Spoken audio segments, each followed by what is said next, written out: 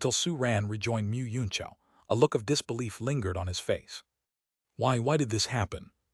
After all, he had exchanged a king-level resource for each of his pet beasts, all to ensure they achieved better results in today's race up the rankings.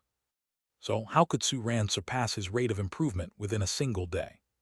Standing beside Mu Yunqiao, Xidi had an equally unhappy expression. He, too, had lost his current ranking position. However, he figured out the reason before Mu Yunqiao did. During this time, he earned over 300,000 Beast Master points from his historical rankings as a prize for the race. Xidi said gravely, "Such a massive number of Beast Master points is enough to prepare multiple king-level resources for each pet beast." Mu Yunqiao was surprised at first, then realization dawned across his face. So that's how it is. Has he earned that many Beast Master points from the ranking competitions? If one were to tally up the points from the first competition, he should have earned this many. After all, like Su Ran, he was a formidable competitor who had ranked within the top 3 of the leadership-level Beast Masters double board. Unlike Su Ran, however, he earned his Beast Master points gradually through his own and his pet beasts' improvements. Most of these points had been spent toward their progress immediately. "Damn nouveau rich," Mu Yunqiao grunted, looking at the smile on Su Ran's face adding to his dissatisfaction. "I lost, and a bet is a bet, I'll concede." Thinking about the penalty for his lost bet washing, and protecting his pet beasts 10 times in Su Ran's foster shop, which charged 2 or 3 times more than other stores, he felt like he was being ripped off. "Damn it." "Welcome to the Starfair foster care shop," Su Ran said, patting Mu Yunqiao's shoulder with a hearty chuckle. "Trust me, although the prices are high, you'll definitely feel the results are worth every penny after our washing and protecting treatments." Mu Yunqiao opened his mouth, about to retort, but as he saw Su Ran turning to walk in the other direction, his words died in his throat. A hint of alarm crossed his face. "What are you doing?" "Competing." With a casual wave, Su Ran headed straight for the Beast Master overall power ranking. The cutoff was tomorrow, so naturally, he wanted to attempt a few more rankings to see if he could achieve better results. He was fairly satisfied with the new placement on the Pet Beast Team Power list, with the only regret being his current second-place ranking still missing from the historical rankings. Unlike the other lists, this particular ranking seemed to hold greater value. Of course, not all Beast Masters on the current rankings failed to make it onto the historical rankings. Above him, a Beast Master named Fang Yuling not only held a place in the historical rankings, but was listed 7th. Such a gaping disparity could not be overcome easily, even by Su Ran's current form. However, Su Ran believed that soon, he and the 3 little ones, with their steadily increasing strength, would catch up to her. For now, his plan was to make it into the Beast Master overall power ranking and leave his name in the corresponding historical rankings. For this purpose, Xian even held back and didn't use the skill Scarlet Battle Intent, which had certain consequential side effects during the previous competition. Tusk. Su Ran stopped before the C01 testing ground and the crowd followed him. Under Mu Yunqiao's nervous gaze, Su Ran stepped into the testing grounds with the 3 little ones without hesitation. "Damn," Mu Yunqiao took a deep breath. "This guy is ruthless. He's targeting you, old Xidi." "You're the one who bet with him. How did it become targeting me?" Xidi looked puzzled. "Look, in the Pet Beast Team Power ranking, he took your 2nd place, right?" Mu Yunqiao glanced at Xidi and pointed to the overall power ranking.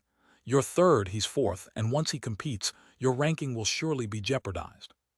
"Although I have fallen down a place in the Pet Beast Team Power rankings from 3rd to 4th, I can still hold my own and remain 2nd on the overall power ranking." Mu Yunqiao puffed out his chest. "So, you're the one who stands to lose the most." Xidi. At first glance, it didn't seem to be a problem. But after some thought and analysis, Xidi quickly spotted the crux of the problem. "How are you so sure that you can hold on to the 2nd place?" Before Xidi could speak, Gang Yuling suddenly chimed in, her eyes full of amusement. "Of course I can hold on to it." Hearing Fang Yuling doubt him, Mu Yunqiao was immediately defensive. He patted his chest in confidence, his face full of certainty. "I scrutinized it carefully.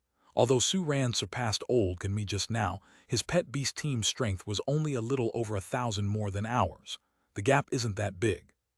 And with the cooperation of my Sky Mystery Pet, my performance in the overall power rankings is much stronger than in the Pet Beast Team Power rankings. That's why I managed to surpass Old and seize the second place. Now Humph. Mu Yuncho looked composed and smug.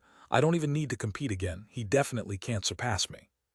Don't you also have no option to compete again? Seeing Mu Yuncho's typical cockiness, City quickly shot him down. Your pet beasts have exhausted a great deal in the recent competition, and none of them can recover to their peak condition within today. Chapter 342-207, Mu Yuncho's second achievement. This is also the second reason why I believe he can't surpass me. Mu Yuncho laughed cheekily. He just finished rushing through one ranking, then immediately started with the second one, taking no rest in between. Under such circumstances, can he unleash his full strength? Who knows, maybe he might not even match his original performance. Your analysis makes sense, Fang Yuling said quietly, however. In her mind, she pictured the scenes of Su Ran's interactions, feeling that he isn't as reckless as Mu Yuncho portrayed him to be. Let's bet. Thinking about Su Ran's advertising efforts for his shop a month ago, a smile appeared in Fang Yuling's eyes. If Su Ran surpasses you in the rankings, you'll treat me to 10 sessions of washing and protection at the Starfair foster care shop. If he doesn't, I'll pay for those 10 sessions. Huh, Mu Yuncho looked at Fang Yuling in surprise. Miss Fang, are you also interested in the cleaning service offered by that devious businessman? You don't need to worry about that, just tell me if you want to bet. Fang Yuling's tone became indifferent once again. She was simply curious to see what was so special about this Beast Master's foster shop, from a third-level city, that he had to advertise so vigorously. However, this was something she wouldn't explain to Mu Yuncho. Let's bet. Mu Yuncho hesitated for only a moment before giving his decisive response. He had just been regretting the 10 sessions he had been tricked into. Now someone was offering to reimburse him for the cleaning and protection services. He couldn't be happier. As for the possibility of Su Ran surpassing him in overall power, Mu Yuncho couldn't help but take another look at the current overall power ranking. First place, Fang Yuling, overall power, 416,893. Second place, Mu Yuncho, overall power, 357,823. Third place, City, overall power, 332,324. Fourth place, Starfair Foster Care Shop, overall power, 329,451. He is separated from Su Ran by City, whose ranking is third and has a nearly 30,000 lead in power. Su Ran just completed a climb in the rankings. Huh? Stacked with debuffs, how could it be possible? Xian, it's time. In test site C01, sitting atop Star's back and merging his breath with the starlight chains drawn from the void, Su Ran gave a stern command. Meow, watch me. Briefly, a sharp purple lightning flash blinked in Xian's odd-colored eyes. Next moment, out of the surrounding stirring electric light quietly spread a halo of scarlet light. Xian's strength, which was already boosted to the extreme by multiple amplifications, started to climb up again. In its vicinity, like tidal water that had been churned up uncontrollably, the beast tide retreated, leaving large blank spaces. That was the space left behind, after countless energy creatures have been torn to shreds by Xian's wild electric light and phased out. And at this moment, as Xian's power is skyrocketing, energy beings seem to feel a lethal threat in their madness, instinctively showing signs of recoiling and fear. But the next moment, the golden dragon turtle light patterns that filled the sky flickered again. 3-star skill, full moon level dragon turtle's power. Under the provocation of the full moon level dragon turtle's power, the energy creatures who were gradually calming down once again returned to their frenzied emotions, charging at Cancan, who held its head high and looked invincible, like moths to a flame. 2 colorless transparent chains, barely visible in the void, one end of the chain was connected to Xian, the other end to Star. The other chain was connected to Star at one end and firmly connected to Cancan at the other. If one carefully observed the faintly visible chains in the void, they would find that its emergence has a specific rule. Starting from the end connected to Cancan's body, it flowed gradually towards Star, then along the chain connected between Star and Xian, finally disappearing over Xian. This pattern reflected the direction of power transmission. Xian, who possesses explosive power, currently had 2 power banks. The output that was previously unable to sustain after a brief burst has now become a continuous output. 3-star skill, Starlight level Fate Necklace. As the skill that Star has been actively training for the past 2 days, the Fate Necklace has quickly risen from the Stardust level of yesterday to the Starlight level today. With the upgrade in skill proficiency level, the Fate Necklace transferred energy with higher efficiency and at faster speeds, akin to a regular charger transforming into a fast charger. This minor breakthrough brought Xian an almost infinite supply of power. Gazing at the rapidly approaching and expanding multitude of energy bodies, Xian's uniquely colored pupils constricted into needles, like an abyss, swallowing them all. It slowly but firmly raised a claw condensed with thunder. The claw, in an instant, became robust and powerful. Each claw blade resembled a knife edge, seemingly capable of slicing through the space itself. Meow tilde. With a sharp roar, Xian's claw, filled with potential, swung out abruptly, creating a sharp gust in the void. The terrifying thunder pierced the air, emitting an endless crackle noise. A terrifying claw shadow, nearly 100 meters long, emerged and then shrouded over the countless oncoming transcendent beings. 3-star skill, full moon level destruction thunder claw. Boom! A huge boom resounded, as countless transcendent beings vanished into thin air while screaming. The terrifying energy fluctuations created successive terrifying energy storms mixed with electric arc, all centered around the collision point. In the next instant, the newly touching ground destruction thunder claw exploded again, transforming into thunderbolts that burst out in all directions, inflicting more widespread damage. This was the special effect brought on by the more flexible use of the destruction thunder claw when it reached the full moon level. It was currently Xian's most powerful attack under the enhancement of Scarlet Battle Intent. Feeling the almost boiling power within itself, a hint of scarlet silently appeared in Xian's pupils. Its body vanished in an instant, leaving behind only a remnant image of Thunderbolt, flitting non-stop amidst the beast tide. Claw shadows were swung out wildly by Xian, as if it didn't care for its power consumption, amidst the Scarlet Battle intense lingering duration. Feeling the crazily draining power, Star and Can-Can glanced at each other, their eyes both revealing a sense of helplessness. As the ear-piercing rumbling sound continued to echo in the testing ground, the surging beast tide was also simultaneously held back. After a while, the scarlet halo around Xian quietly disappeared, and its aura became slightly weaker. It returned reluctantly to its original position amongst the remnants of the thunderbolt. That's enough. Looking at the barely straying testing area and the few remaining energy bodies, Su Ran chuckled. Any more and it would be impolite. Dang. Accompanied by dull chimes, the current leadership level Beast Master overall power rankings quickly materialized with flashing lights. Mu Yunqiao, who had been focusing on the list, patted Xidi's shoulders with a hint of sympathy. Old, don't be too sad, I'm sure you can catch up. Unexpectedly, Xidi did not respond. His body seemed to stiffen and his gaze was fixed at another place. He didn't even turn his head to look when Mu Yunqiao spoke. Confused, Mu Yunqiao followed Xidi's gaze. The next moment the smug smile on his face froze. It's lit up. The historical rankings have also lit up. Just like the historical rankings of leadership level Beast Master's Pet Beast Team Power, in the current leadership level Beast Master overall power ranking, there was only Fang Yuling's name. If the historical ranking lit up, it meant. Before Mu Yunqiao could comprehend, the changes in the current rankings had already begun. Watching his name along with Xidi and Su Ran's name light up, and then seeing he and Xidi dropped a place, with Su Ran's name appearing in the spot formerly belonging to him, Mu Yunqiao's breath hitched.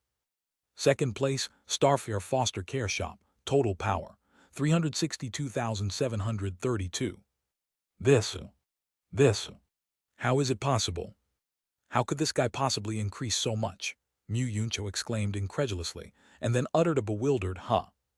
Don't forget to invite me for washing and protection service 10 times.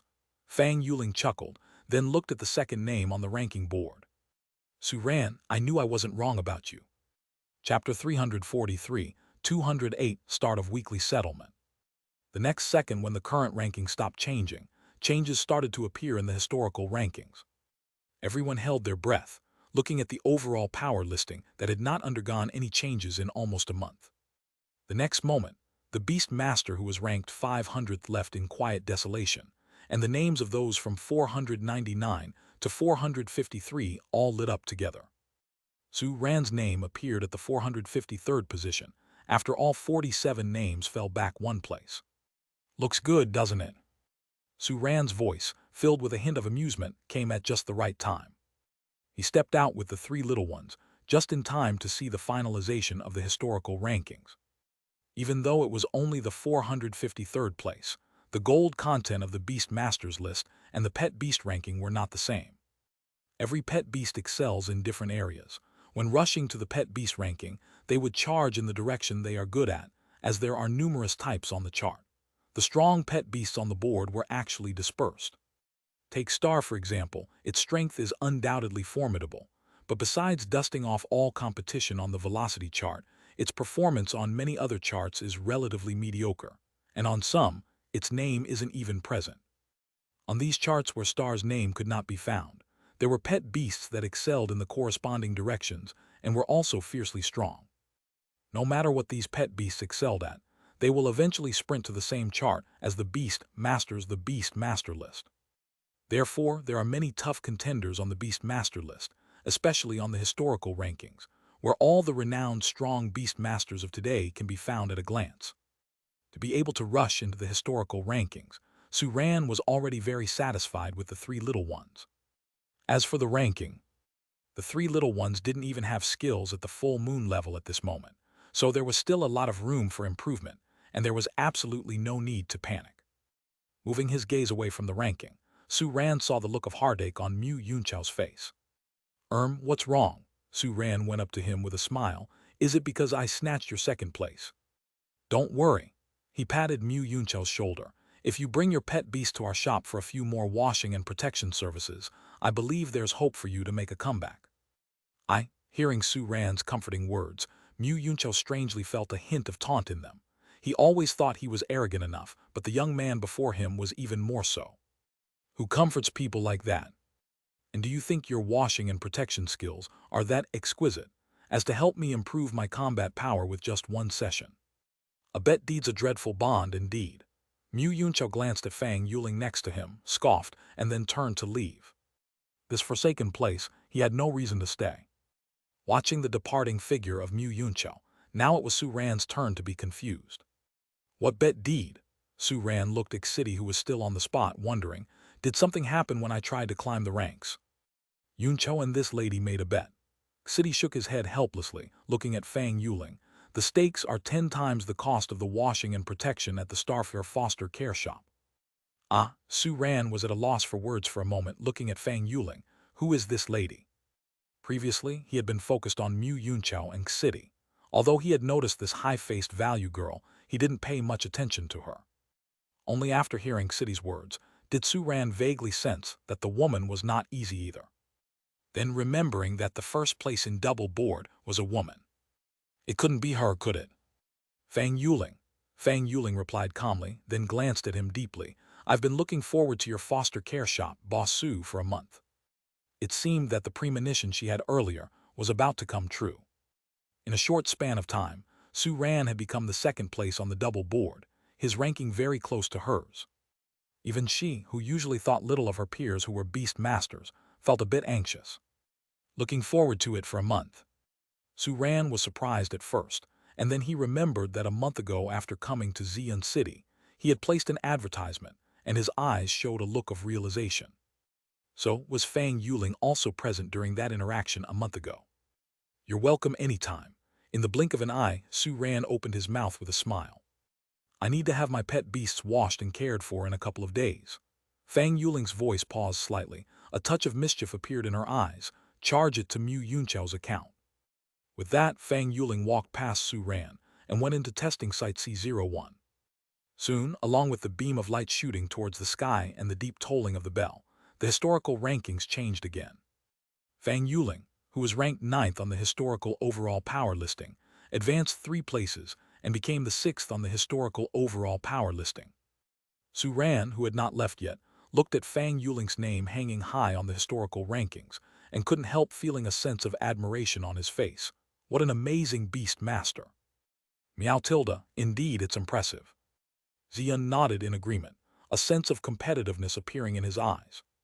The girl appeared to be around the same age as Su Ran, and there was no reason why they should be weaker. Xian turned his head to look at Star and Can, who also had a competitive sparkle in their eyes. The short-term goal was to surpass this woman. Boss Su does not need to consider her as a competitor because the gap between us is too big. In City's tone, there was a sense of melancholy. She is the only daughter of Chairman Fang, has an emperor-level beast master as a father, and has a huge advantage in terms of resources. Chairman Fang's daughter, Su Ran, was initially shocked, and then he understood. Both surnamed Fang, both so strong. Makes sense, too much sense. Noticing the negative mood of City, Su Ran patted his shoulder. Even so, if you strive to become stronger, there's always a chance to surpass the others. I'm heading back now, see you next time. As his words fell, Su Ran mounted his horse and sped off. He still had to rush back to feed the inhabitants of his foster care. The 3 pet beasts fostered yesterday were already picked up today, but 2 more new inhabitants had arrived, making 5 mouths waiting for him to feed. Strive to become stronger always has a chance to surpass. Repeating the words uttered by Su Ran just now, City stared in the direction Su Ran left, his face filled with more emotions and sighs. Unlike Mu Yunqiao, Su Ran, Fang Yuling, he was already in his 30s, approaching the age of 40 in just a few years. Although the lifespan of a beast master would correspondingly increase as their strength grew and they continued to benefit from their pets, no matter what, he's not young anymore at this age. Unable to break through the threshold of the 4th stage contract power, he became more mature as time went on from the previous youthful vigor, just like Mu Yunqiao. That was also the reason why he and Mu Yunqiao became good friends. He saw his past self in him. It was understandable for him to feel frustrated after his one-sprout beast trainer ranking was surpassed several times in a row, but Su Ran's words seemed to have invigorated him. Yes, after striving so hard for so many years, isn't giving up now equivalent to negating all of the past efforts? Taking in a deep breath, City stepped towards the C02 test site. Working towards the ranking, getting stronger. Ding ding ding tilde. The clear metallic sound of a spoon and a pot echoed in the foster area on the first basement floor of the Starfire foster care shop. Hearing the dinnertime signal, the 3 pet beasts that had been living at Starfire foster care shop for a few days moved together. The 2 pet beasts that were fostered today realized the situation from their mates' actions and excitedly rushed over. Ka. A cute-looking pet beast approached out of curiosity. It had a blue and white intertwining color all over its body. It hovered in the air without wings and had a long tail. Upon seeing the food bowls beside Su Ran, its eyes started glowing, and it increased its speed. Glutinous sprite, this is your dinner. As he looked at the adorable little guy, Su Ran's face lit up with a smile. He picked a palm-sized food bowl from among the many food bowls and handed it over. Ka. Without hands, the glutinous sprite had a unique way of receiving things. Accompanied by its echoing voice, countless fine glittering particles appeared in midair. These particles formed a big hand, caught the food bowl, then formed a spoon, scooped up the food from the bowl and brought it to its mouth. Super ability attribute 2-star skill, telekinesis. In the same attribute, there are also different divisions. Super ability can be divided into 2 directions, telekinesis and mental power, according to the different effects of their skills. Telekinesis performs physical attacks over the air with super ability attribute power, while mental power uses super ability attribute power for the deception and disruption tactics of illusion. The Velvet Sparrow is the latter, while Glutinous Sprite is the former. This elite pet beast inhabitant, although it's the weakest among the 5, its rarity, even in grand cities like Xian City, is correspondingly enormous. Your beast master will come to pick you up after 3 days. Stay here well during these 3 days. Su Ran stretched a hand out, petting the glutinous, spongy head of Glutinous Sprite. Ka. The Glutinous Sprite nodded vigorously. With such delicious food here, an environment way better than home. Beast master, it couldn't care less about where he goes and messes about. Moving his gaze from the Glutinous Sprite, Su Ran looked toward the sudden shadow on the ground, Treefern Ghost Shadow. This is your food bowl. The shadow quickly spread, as if a hand was stretching out. Su Ran placed the food bowl on the ground, and next moment, the food bowl slowly sank into the shadow, and only sounds of chewing emanated. This new dark attribute inhabitant was somewhat similar to the Shadow Chaser lizard, with abilities related to shadows. But what differentiated this dark attribute inhabitant was that its existence was in the form of a shadow itself. This was an extremely peculiar elemental transcendent being. After giving some special care to the two new inhabitants, Su-ran distributed the food bowls to the three senior inhabitants. Roar! The combat furball took its food bowl as usual, gratefully nodding towards Su-ran. Su-ran nodded in return, while slightly raising an eyebrow. Was he imagining things? He always felt that something was a bit off with combat furball. Well, let's observe it a bit more. Squashing the doubt in his heart, Su-ran tidied up the food bowls after the 5 inhabitants had finished dinner and returned to the living area on the second floor. With the moon hanging high in the sky, time arrived at midnight. Ding dong! The sound of a notification echoed, awakening Su-ran from his meditation. The once-a-week Beast Master List reward settlement was here. Chapter 344-209, Huyun Foster Shop. For those whose names are on the Beast Master List, there is always one night each week when sleep eludes them. It's the time of the weekly settlement for the Beast Trainer ranking. The weekly rankings and competition will end at midnight, and all the Beast Masters on the list will receive corresponding rewards based on their own rankings. The details of these rewards will be sent to the corresponding Beast Masters through the registered contact method. Even Su-ran, who is in deep meditation, can't help but temporarily stop the meditation and check the settlement details on his cell phone. The 3 little ones, also not fully asleep, open their eyes at the same time the cell phone reminder sounds and sneakily gather beside Su-ran. Dear Beastmaster Su-ran, alias Starfare Foster Shop, your Beastmaster list ranking as of this week has been settled. As of midnight, your rankings are as follows.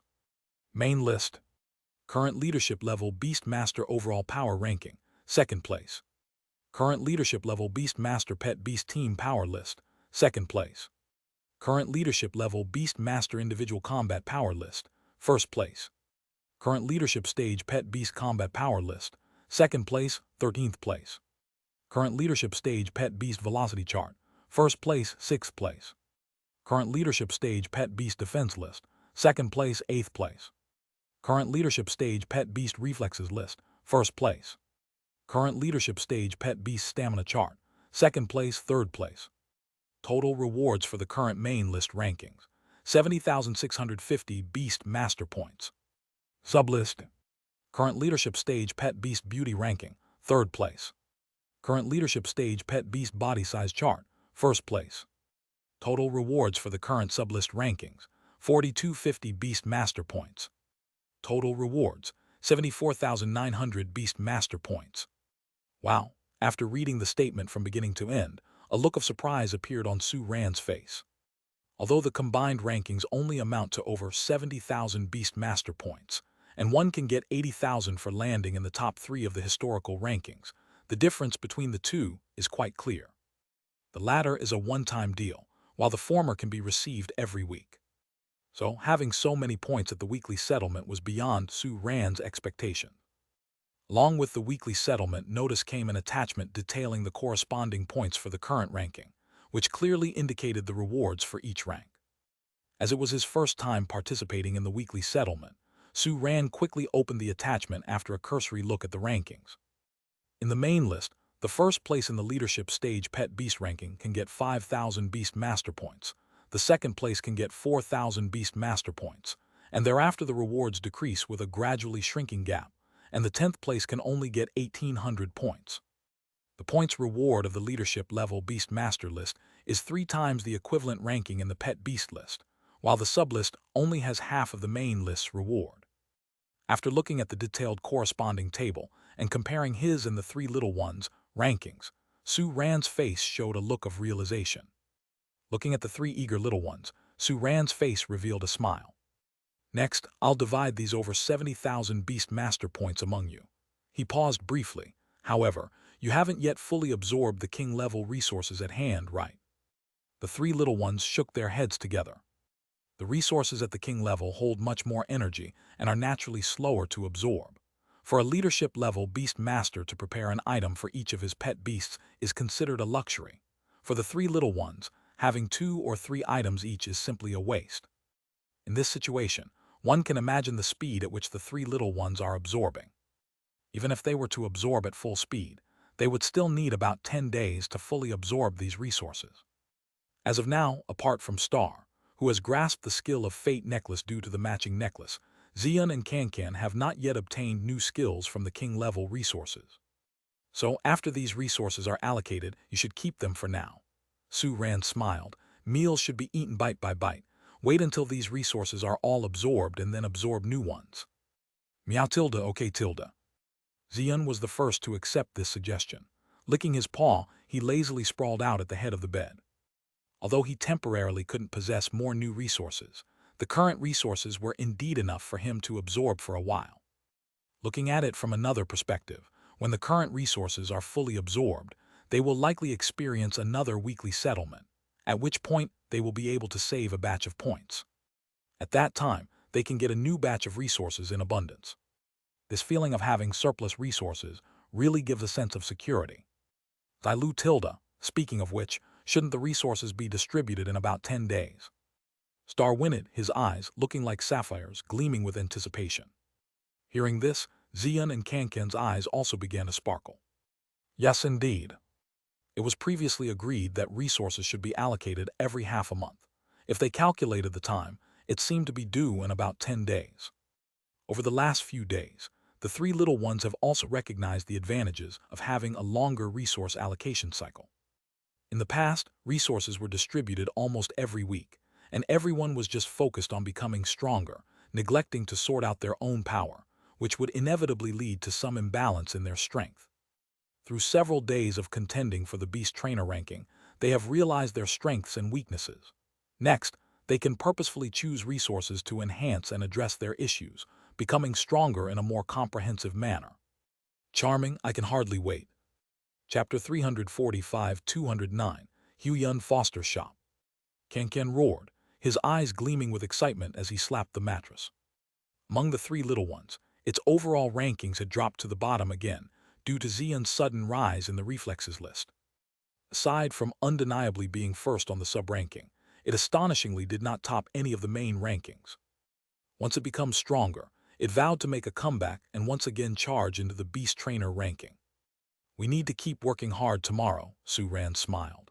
I've heard that the competition is really intense right after the rankings are calculated and the new weekly ranking begins. It would be an interesting experience tomorrow. Having said that, Su Ran tossed his cell phone aside and then casually opened the system panel. Counting the days, it had been 2 or 3 days since he had checked the status of main task 3. After the publication of the Extract Cloud Beastmaster report, the reputation of the Starfare Foster Shop had risen to over 20%. He wondered how it was now. Main task 3, out with the old and with the new. Task description: please open a branch in second-level town and achieve a local reputation of 70%, 30.170. Task reward: System Clerk X3, System Upgrade Experience plus 400. Looking at the brand new progress bar, Su Ran nodded in satisfaction. With fame exceeding 30%, it has reached another milestone. However, Su Ran knew that this was the short-term effect of the previous scandal's heat not having fully dissipated. After all, he was just a leadership-level Beast Master. For Beast Masters at the level of Beast Zone, No. 47, it's very difficult to even set foot outside the city. Unless he does something even more remarkable next, the pace of increasing his fame will gradually slow down. Still need to find a way to advertise. Su Ran sighed softly, looking at the three little ones that had all found their own sleeping positions. He shook his head with a bitter smile and closed his eyes again. What are you sleeping for? The night is long, meditation is the key. While Su Ran was in meditation, thousands of Beast Masters in Xian City who were on the ranking list also received their respective settlement notifications. Not every Beast Master strives to improve their ranking just before the ranking list is about to be calculated. Some Beast Masters are more relaxed. They know that there are many people rushing to improve their ranks before calculation, so they choose to start making efforts after the calculation, at the beginning of a new round. Usually, as long as they try their best, their ranking will not drop too much when the list is calculated, and the rewards will not change too much. It is precisely because of this reason that they stop paying attention to the rankings after their efforts. A substantial number of these laid-back Beast Masters check the rankings after the calculation as usual, only to suddenly notice that a new name had unexpectedly appeared high up on the list. Like spreading the news through the grapevine, they discovered the story of Starfair Foster Care Shop. A small-scale wave started to spread. This ripple also promptly reflected in the customer flow the next day. More guests arrived early to queue outside the door of the Starfair Foster Care Shop, only to be disappointed as they couldn't be attended to. That's because today was the day that Su Ran and Hui Heshen had agreed to wash and protect the giant pet beast at the Huyun Foster Shop. Seeing the sign of suspended business in front of the Foster Shop, the curious crowd could only sigh with regret and plan to come back another day. After preparing the first meal of the day for the residents of the Foster Shop, Su Ran rode on Star, and as quickly as a bolt of lightning, arrived early at the doorstep of the Huyun Foster Shop. Looking at the Huyun Foster Shop, which took up an entire building and seemed a few hundred times larger than the Starfair Foster Shop, Su Ran couldn't help but sigh in amazement. They really are wealthy. Outside the human cities are the perilous beast fields. For humans, it's already not easy to hold onto their cities, and expansion is out of the question. For this reason, the cost of land in this world is unimaginably expensive. Even among beast masters, many can't afford a house. The cost of property in Xi'an City is even more expensive than in Qingzhou City.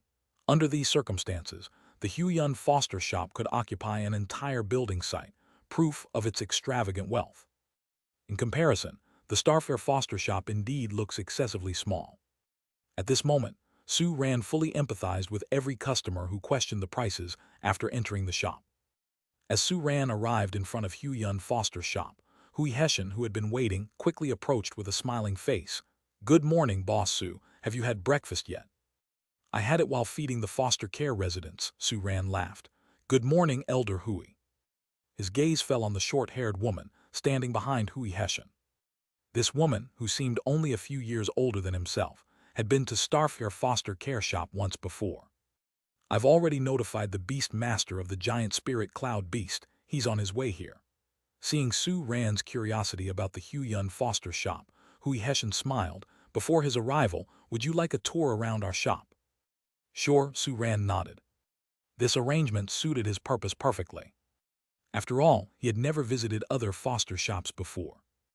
Although he had interacted with his peers back in Qingzhou City, he never had a chance to visit their shops. It was time to see what other foster shops were like. "Boss Su this way."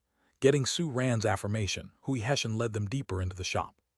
The woman with short hair followed behind. 2 men and a woman led Su Ran and his 3 pet beasts for a tour of the Huyun Foster Shop. Upon entering, the space opened up abruptly. The semi-transparent dome was excellent in letting in natural light. The sunlight reflected off the special structure of the dome, forming a radiant waterfall, casting its glow on the statue in the center of the area. It was a giant sculpture as tall as a 10-story building, depicting a powerful and fierce transcendent being. Its body covered in long hair, with robust and potent claws, a pair of flesh wings on its back, looking like a cross between a lion and a tiger. "What is this?" Gazing up at the giant sculpture, a hint of curiosity lit up Su Ran's face. "It's one of my pet beasts. When I was the captain of the hunting squad, there was an accident and it died in the beast tide trying to protect me." Hui Heshen stepped forward, a touch of sorrow on his face as he patted the base of the statue. "That's also the main reason why I decided to switch careers." "I see." Su Ran's expression turned solemn, his eyes reflecting empathy as he looked at the statue. "Part of my pet beast's bones is contained within this statue." Hui Heshen's voice paused slightly. "I had fought desperately in the beast tide to retrieve them. By burying them inside this sculpture, it feels like it's still by my side. Our price list of Huyun Foster Shop is on the base of this statue." Following directions, Su Ran quickly noticed the prices of Huyun Foster Shop. Compared to their washing and care prices, all service prices of Huyun Foster Shop were about half as cheap. The charges for Sui Stage foster care and accompanying practice were still paid in cash, while the King Stage required cash plus Beast Master points for payment. Moreover, Su Ran saw a particular saying at the bottom of the price list: 50% discount when purchasing with a hunting card. "What's a hunting card?" Su Ran turned to Hui Heshen for an explanation.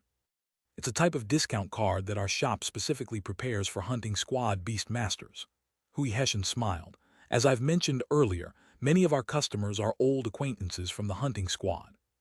These people frequently go outside the city, so many of them are regulars at the foster shops. And since I also come from a hunting squad, it's natural that I give them some consideration. I see, Su Ran nodded, then looked around the area. The entire Huyun foster shop consisted of 3 clear sections, the smallest being the cleaning area. The largest was the practice area. Compared to Starfair foster care shop, the washing and caring area here was much more spacious, since the Huyun foster shop washing and care area could accommodate giant pet beasts. However, the foster and practice areas seemed a little cramped compared to Starfair foster care shop. Could I visit the foster area? Su Ran asked curiously. Of course, this way please. Hui Heshen agreed readily, leading Su Ran towards the foster area. When the doors to the foster area opened, Su Ran saw a scene quite different from his foster area.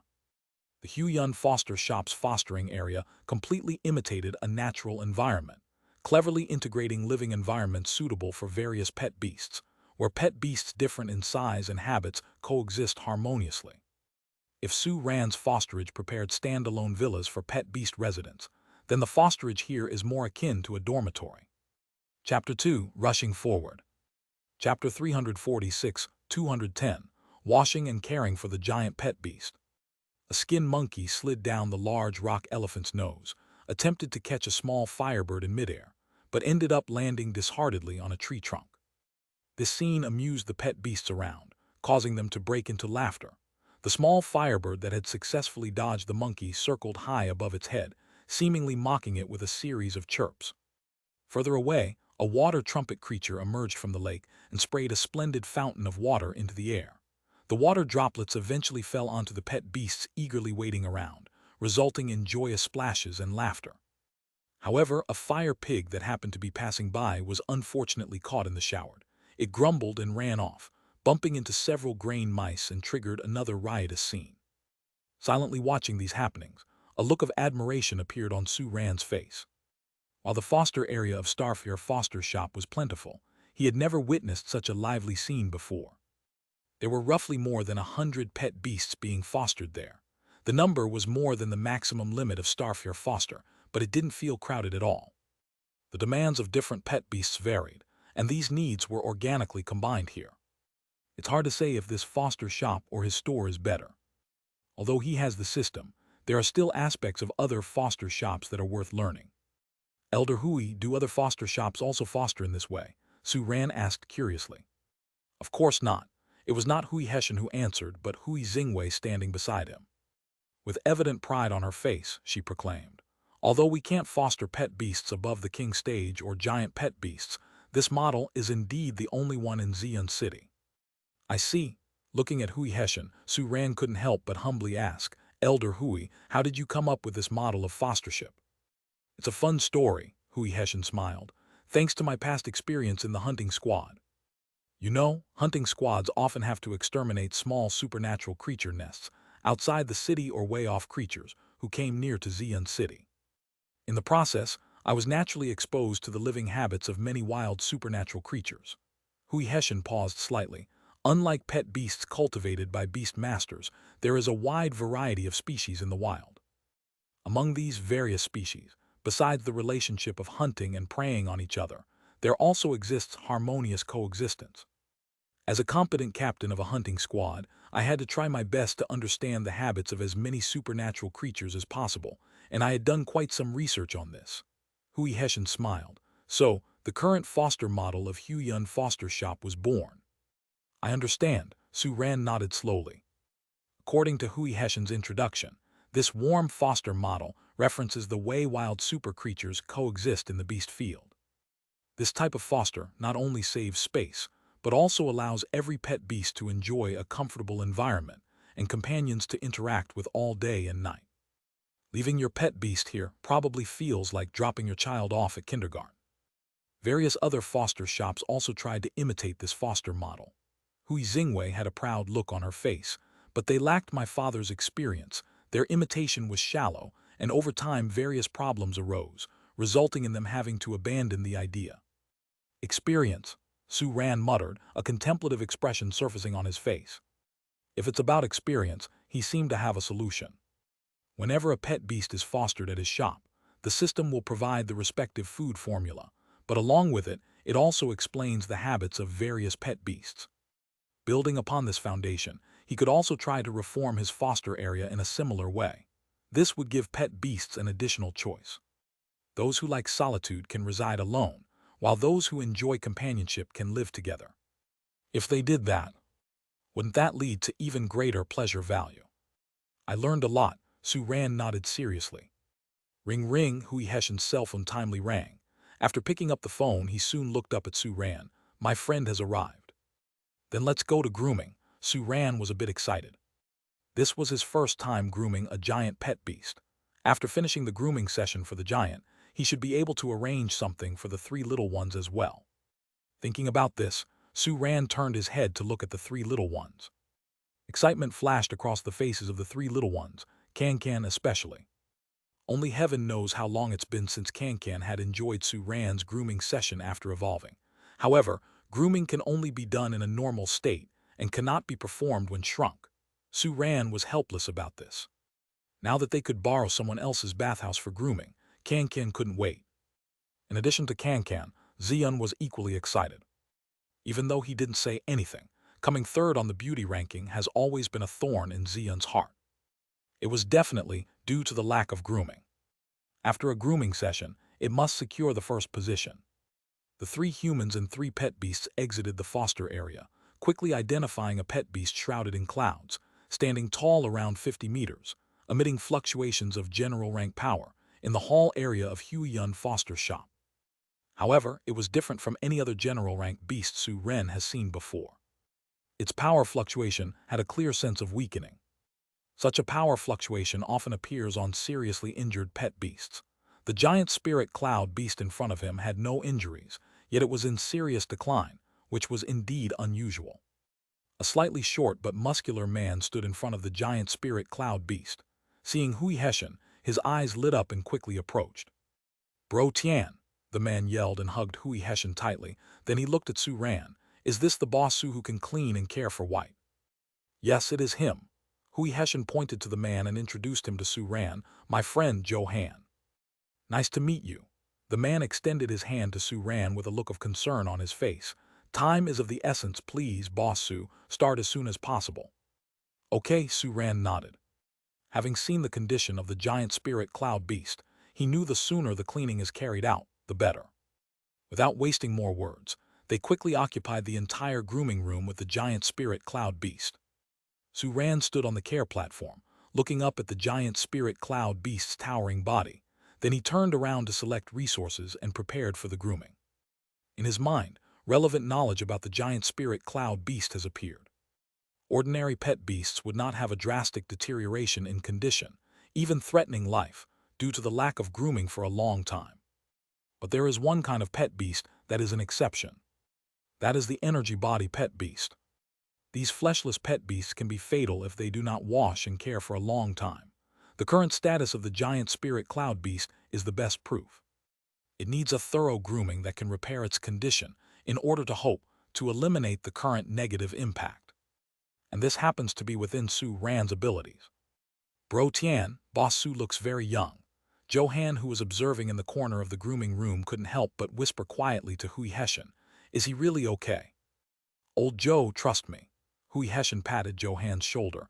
If he can't do it either, then I'm afraid there's no one else in Xian City who can. With the completion of Su Ran's preparations, he now had a modified vacuum cleaner in his hands. The opening of the vacuum cleaner expanded to a diameter of 1 meter, which was rather astonishing. What is this? Doubts rose in Johan's mind again, and he couldn't help but look at Hui Hessian. Hui Hessian's mouth twitched slightly. He also couldn't figure out what Su Ran was planning to do. The next moment, a deep humming sound came from the vacuum cleaner. The vacuum cleaner, aimed at the giant spirit cloud beast, started up. Although the giant spirit cloud beast has a large body, its physical form is composed of cloud-like energy inside, with a large amount of cloud and fog drifting outside the beast. These clouds, under the suction of the vacuum cleaner, could not help but flow towards the vacuum cleaner and then pour into it. Grunt tilde. The giant spirit cloud beast moved its body, emitting a low voice. Absorbing such a small amount of cloud and mist wouldn't cause it discomfort. It just gave it a feeling of slight itching, like a mosquito bite. And that whiff of cloud and mist poured into the vacuum cleaner, flew out from the other side of the vacuum cleaner and quickly merged back into the giant spirit cloud beast's body. What is he doing? Discontent appeared on Johan's face. Over the years, Johan, who had closely lived with the giant spirit cloud beast, used to play with it in a similar way because of its special body structure. But now the giant spirit cloud beast did not need to play, but needed a thorough grooming. He couldn't help but take 2 steps forward, intending to stop it. Don't fret. Hui Hessian extended an arm to block Johan. His gaze flickered with a blend of sudden comprehension and surprise. Boss Su is giving it a wash now. What? Johan blinked, looking at Hui Hessian. If it weren't for his trust in this former leader of his hunting squad, with whom he had shared life and death, he would have thought he was being duped. Listen carefully, look carefully. Hui Hessian pointed to the distinctive vacuum cleaner in Su Ran's hand. At Hui Hessian's reminder, Johan calmed down and quickly discovered something abnormal. The vacuum cleaner was constantly making gurulu sounds. This sound did not sound like a typical vacuum cleaner, but rather like blowing bubbles underwater. Not only that, the clouds and mist released from the vacuum cleaner were somewhat different from those that had been sucked in. They seemed to be purified, becoming more ethereal and pure. Is this? Johan's eyes gradually widened, and at the same time, a strange sound echoed in the entire grooming room. Grunt tilde tilde. It was the cheer of the giant spirit cloud beast. Chapter 347, 211. Happiness returns for the 3 little ones. Uo tilde tilde tilde. Listen to the constant sounds of pleasure and joy from the giant spirit cloud beast echoing in the grooming room, which were progressively growing stronger with time, no longer as the feeble groaning when he first came in. The expressions on their faces of Johan and the father and daughter of the Hui family were all shock. This giant spirit cloud beast had once been groomed in Huyun Foster's shop. Although its appearance had improved a lot after the previous grooming, its essence didn't improve much because its momentum carried a clear sense of decline. At this moment, accompanying the grooming process, the threesome could clearly feel that the conditions of the giant spirit cloud beast were rapidly improving, its energy progressively increasing, creating a sense of returning to peak vitality. Johan's eyes were red-rimmed, locking eyes with the refreshing giant Lingyun beast. This solid man couldn't help but tear up due to the excitement. His pet beast was going to be saved. In this moment, Johan felt remorse for his previous rudeness and recklessness. Hui Hessian slapped his old friend's shoulder. His face contained a mixture of emotion as he watched Su Ran. Still in grooming, he couldn't help but admire him more. Even though they had known about this young man possessing such wonderful grooming techniques, seeing him groom the giant spirit cloud beast with their own eyes was still jaw-dropping. It was as if unwinding a cocoon, stripping one wisp after another of the cloud that formed the body of the giant spirit cloud beast. If the giant spirit cloud beast had a body of flesh and blood, it could be described as a process of washing the marrow and cutting the bone. Hugh. After an unknown period of time, Su Ran wiped the sweat from his forehead and paused the vacuum. The next moment, everything in his vision was replaced by a flurry of white clouds. Within the cloud, Su Ran could vaguely feel the body in warm power. That was the hug of the giant spirit cloud beast expressing its gratitude. Big fellow, it's really easy to groom you. Su Ran laughed and patted the body of the giant spirit cloud beast. He originally thought that his first time grooming giant pet beasts would be much more troublesome than super large pet beasts, but due to the unique structure of the giant Lingyun beast's body, the whole grooming process became so simple. All he needed to do was to keep changing the bath dew used to clean the clouds that made up its body. With the active cooperation of the giant Lingyun beast, the efficiency of the grooming was surprisingly high. Boss Su, thank you so much. Johan strode forward, his face full of gratitude. He reached out his hands to firmly shake Su Ran's hand. If it weren't for you, I really wouldn't know what to do with Big White. I just happen to know how to groom it, that's all. Su Ran was not complacent. He shook his head slightly. All credits should go to Elder Hui. If it weren't for him finding me and lending me the space in Huyun Foster's shop, I wouldn't have known about this. What I did is just a little thing that is not worth mentioning. Hui Hessian chuckled, stepped forward. According to the previous agreement, the grooming room of Huyun Fosterage can be loaned to you today. I won't stand on ceremony then. Su Ran smiled and turned to Can-Can. Charming, watch me enlarge. Can-Can yelled excitedly. Then in the stunned gaze of the crowd, The little guy following Su Ran transformed into a giant beast over 100 meters tall. The giant spirit cloud beast S, with its hefty body, looked like a child when it was in front of Can-Can. Its large body had muscled the giant spirit cloud beast into a corner in the grooming room. Lucky for it, its body was made up of clouds, so it wasn't sterilized by this. Looking at Can-Can's huge size, even Hui Heshen's face was full of shock. Is this its original body size? Johan's giant spirit cloud beast was already considered very large in the general stage. They did not expect at all that the little pet, who was just a leader stage beast in the growth stage, would actually have such an outrageous true body size. Thinking about this, Hui Heshen couldn't help but turned his gaze towards Star and Xian. I hope these two won also. Under Hui Heshen's gaze, Star and Xian also dismissed the shrinking effects of their bodies and returned to their original sizes. However, compared to the excessively large Can-Can, their sizes were much more normal. Judging by Star's size, it could be considered a large pet beast. Even if Xian returned to its original size, it would still only be a medium-sized pet beast. Seeing that these two didn't also grow to be so big, Hui Heshen couldn't help but breathe a sigh of relief. If these two were also that big, his grooming room might not fit them all. However, this way, Hui Heshen understood why Su Ran needed to continue borrowing his grooming room. Can-Can's size is too large. Su Ran patted Can-Can's claw. In front of Can-Can's claw, his hand seemed incredibly small. Just the sharp claw edge alone was over 5 meters long. So, I can't groom it in my shop. Indeed, it's too large. Hui Heshen nodded in agreement, then he took his daughter and old friend and left. Then we'll leave first. He knows that for the upcoming time, Su Ran probably wouldn't want them to participate. As a beast master, Hui Heshen understood that for a beast master who knows how to groom, grooming their own pet beasts was the most intimate moment. Soon, the door to the grooming room was closed, and only one human and 3 pets remained inside the room. Let's first groom Can-Can together. Looking at Xian and Star waiting quietly on the side, as well as Can-Can, who lowered his huge head from the air, his face full of expectation, Su Ran smiled. Chapter 348, 211. Happiness returns for the 3 little ones. Meow, can we help too? Hearing Su Ran's words, Xian couldn't help but lift its head, a look of surprise and astonishment appearing in its eyes. Grooming, in its view, was always something only Su Ran could do. Could it help with this? Of course you can. Su Ran nodded, quickly formulating the bath dew for Can-Can, dividing it into portions and putting them in front of Xian. You're the fastest, you can easily climb onto Can-Can's body. Help me spread the bath dew over different parts of its body. Meow tilde, no problem. Hearing that there was something it could do, Xian quickly nodded in agreement. It picked up a portion of the bath dew, and suddenly a thunderbolt flashed on its body. In the next moment, it easily turned into an afterimage, climbing onto Can-Can's head over 100 meters high and poured the bath dew from the top of its head. Charming. Can-Can obediently stood still, feeling the bath dew pouring onto its head and flowing down between its scales. Taking away a month's worth of dirt and bringing a slightly warm touch, a nostalgic look appeared on its face. This feeling, it loved it. Every portion of bath dew that Xian poured seemed insignificant compared to Can-Can's massive body, but it had an advantage: speed.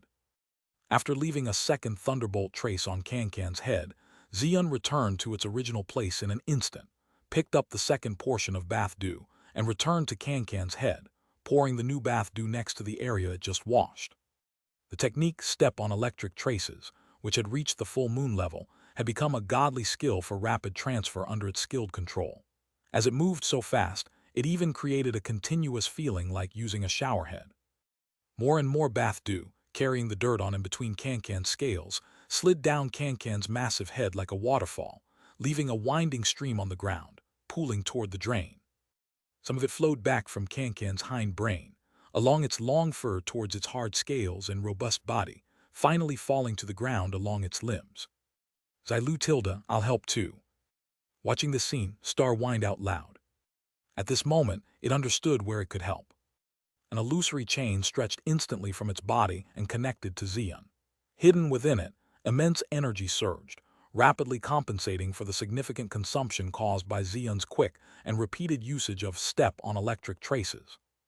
Having found where they could help, the 2 little creatures began to help Su Ran steadily wet Can-Can's body, and then began to wipe and care for it one area at a time. Charming Tilda, it feels so good Tilda. Feeling the grooming of one man and two pets working together, Can comfortably closed its eyes, its expression relaxing. Feeling the warm flow of water continuously flowing down its body, wetting it, a sense of heaviness and fatigue instantly evaporated into thin air. Time ticked by, and Suran finished grooming one of Can's claws.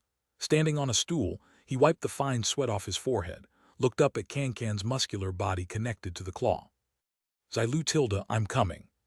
Star let out a whine, voluntarily moved to Suran's side, hoisted him up, and then with a kick of its hooves it easily landed on Can's scales. "Well done." Suran patted Star's mane, then stood on the scales and waved at Can, "Come here." Charming Tilda. Can turned its slender head around and moved it in front of Suran. Looking at Can's big head, Suran took out a brush and began to gently scrub its cheeks and other parts of its head. "Meow Tilda, I'll help too." Jumping to Suran's side, Xian, who had been carefully observing Suran's movements, soon revealed an eager look. It got a second brush from somewhere, stood on Can's head, and started to help with the brushing, imitating Suran's movements. Seeing that Xian could help too, Star didn't want to be outdone. It looked around and quickly left Can's back. When it came back, each of its 4 hooves was tied with a small brush. As a Tilda. The sound of brushing resonated on the scales with Star's movements. Amid the bustling efforts of one man and 2 pets, Can's body visibly became cleaner. Every scale on its body had been finely polished, reflecting a bright luster under the light. The silky hair on the back of Can's head also became fluffy, and a slight breeze could blow it into a majestic flutter. All right, it's Xian's turn for grooming next. As soon as Suran, who had readied the grooming supplies for Xian, began speaking, Can, now feeling refreshed after being groomed, responded. "Charming, I want to help." After the declaration, it started to shrink its body. However, Can did not shrink back to its previous size, but reduced to roughly 20 meters. Then it easily snatched the bath dew prepared for Xian from Suran, and doused Xian's head with it. Whoosh! In an instant, Xian's elegant fur was soaked and stuck to its body, turning it into a drowned rat. Xian Omega 0. The grooming is done, and now it's time to return to the shop. Gazing at the rejuvenated trio in front of him, Suran stretched out contentedly. "Thanks to your help, the grooming went faster than expected." He glanced at the sky. "We can even open the shop for a while." "Charming, then I will train for 6 hours." The once again petite Can lifts its head high, its eyes filled with a warrior's spirit. However, its slightly blue eye socket made its declaration of battle a bit comical. The artist of this eye socket was of course Xian, who was lazily lying on Can's back. All because this creature suddenly doused it with a bucket of bath dew. When the 1 man and 3 pets exited the grooming room, business at the Huyun Foster shop had picked up. Seeing Hui Hessian and her daughter busy with customers, Suran just greeted them briefly and snuck out with the pets. Soon, they returned to Starfair Foster Care Shop. Although the shop had a suspended business sign hanging, there were still people waiting outside the shop door. A stunning woman stood quietly at the entrance and, noticing Suran's return, turned her head to look. "It appears I've arrived just in time." "Fang Yuling." Suran's face showed a hint of surprise, and he silently admired the woman's remarkable pace. "She said she would come yesterday, and here she is today." "Have you been waiting long?" Suran dismounted and opened the shop door, casually asking. "Not long, 6 minutes," Fang Yuling nonchalantly replied as she stepped into the shop. "I never wait for anyone for more than 7 minutes." "Does 7 minutes hold some special meaning?" Hearing Fang Yuling's strange rule, Suran, unable to suppress his curiosity, asked. "It's not a good number," Fang Yuling said, walking into the shop and glancing at the price menu, nodding slightly, as expected, quite expensive. Before Suran could explain that the services provided at his shop were worth the price, Fang Yuling added another comment. "Put it on Mu Yunchao's tab." "All right, no problem." Suran swallowed his prepared words and simply nodded. "Which pet do you want groomed?" "This one." As Fang Yuling spoke, a hexagram array of starlight unfurled behind her. Revealed amidst the energy storm was a slightly thin pet beast flying out. It was an insect-like creature, the low hum emitted by its 3 pairs of wings beating rhythmically in the air. Explosive power surged through its slender legs. Its 4 front claws, located right next to its shoulders, were reminiscent of arms. The creature, with a posture somewhat similar to humans, had a long tail and sharp tail needle, giving an eerie feel. Xian's unique eyes narrowed significantly, eyeing this pet beast with wariness. Meow, this guy is so powerful. Chapter 349, 212, Evolutionary Sign. Race name, Rapid Combat B. Attribute, Fighting Attribute. Growth stage, Leader Stay. Body type, Medium. Maintenance need. Evaluation, a proud and fearless berserker, worth using the ultimate grooming tactics to make it realize there are other things worth being crazy about besides fighting. The Rapid Combat B. Suran moved his gaze from the pet beast in front of him to Xian. Judging by Xian's reaction and the pressure radiating from the creature, this pet beast is no less powerful than Xian. However, he has never seen Fang Yuling's name on any pet beast-related rankings, which seems a bit unreasonable. As the number one on both Beast Master lists, the widely recognized strongest leader-level Beast Master, Fang Yuling's pet should easily qualify to compete on the top of the pet beast ranking. Didn't you try the pet beast list? Suran got curious. This Rapid Combat B of yours should get quite a high ranking on the combat power list. No interest. Fang Yuling just shook her head. Without surpassing my father's power, any ranking is meaningless. Oh? Suran's mouth twitched slightly. Surpassing her father, the formidable person who firmly ranks first in many historical rankings. He never expected the daughter of Chairman Fang to have such thoughts. He was about to mention that it could be a significant number of Beast Master points, but thinking about Fang Yuling's background, he felt that perhaps it was not that important to her. After some thought, Suran simply decided not to say a word. Let the Rapid Combat B come with me. Pushing open the door to the grooming room, he waved towards Fang Yuling. You can choose to accompany us or wait in the rest room. I'll accompany. Without much hesitation, Fang Yuling immediately followed with the Rapid Combat B. As both of them and the pet entered the grooming room, the three little ones left in the shop began whispering. Charming, was that guy very powerful just now? Kanken raised a claw, scratching his head. Why didn't it feel anything? Meow Tilda, it might be a bit stronger than me. Xian nodded heavily, with a serious look on his face.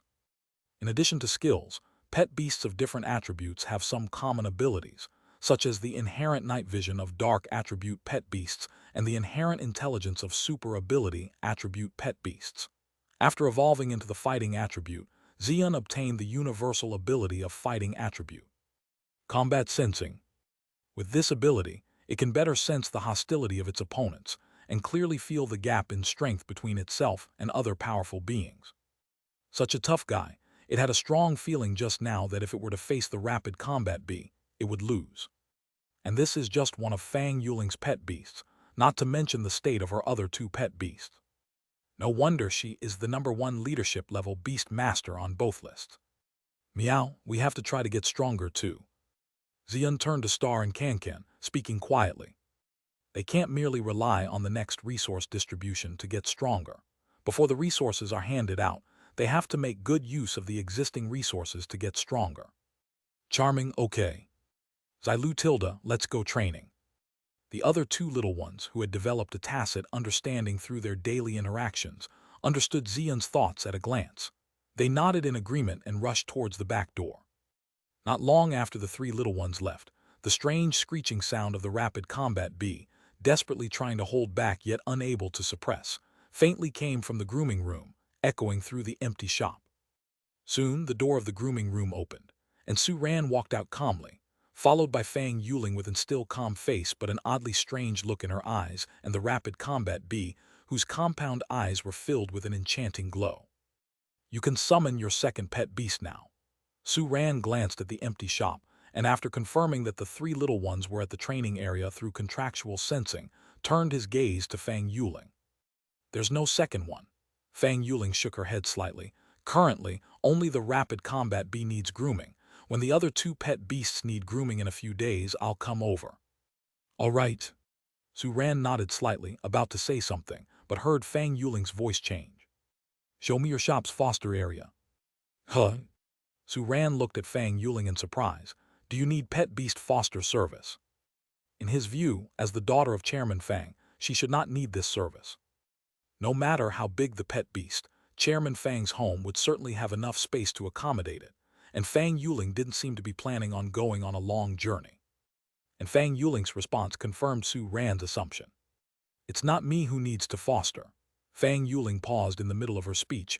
I have a friend who is looking for a foster shop to take care of her pet beast, so I'm checking it out for her. As she spoke, a hint of amusement flashed in Fang Yuling's eyes. Due to her unusually cold personality and unusual identity, she didn't have many close friends. The friend she just mentioned was one of them.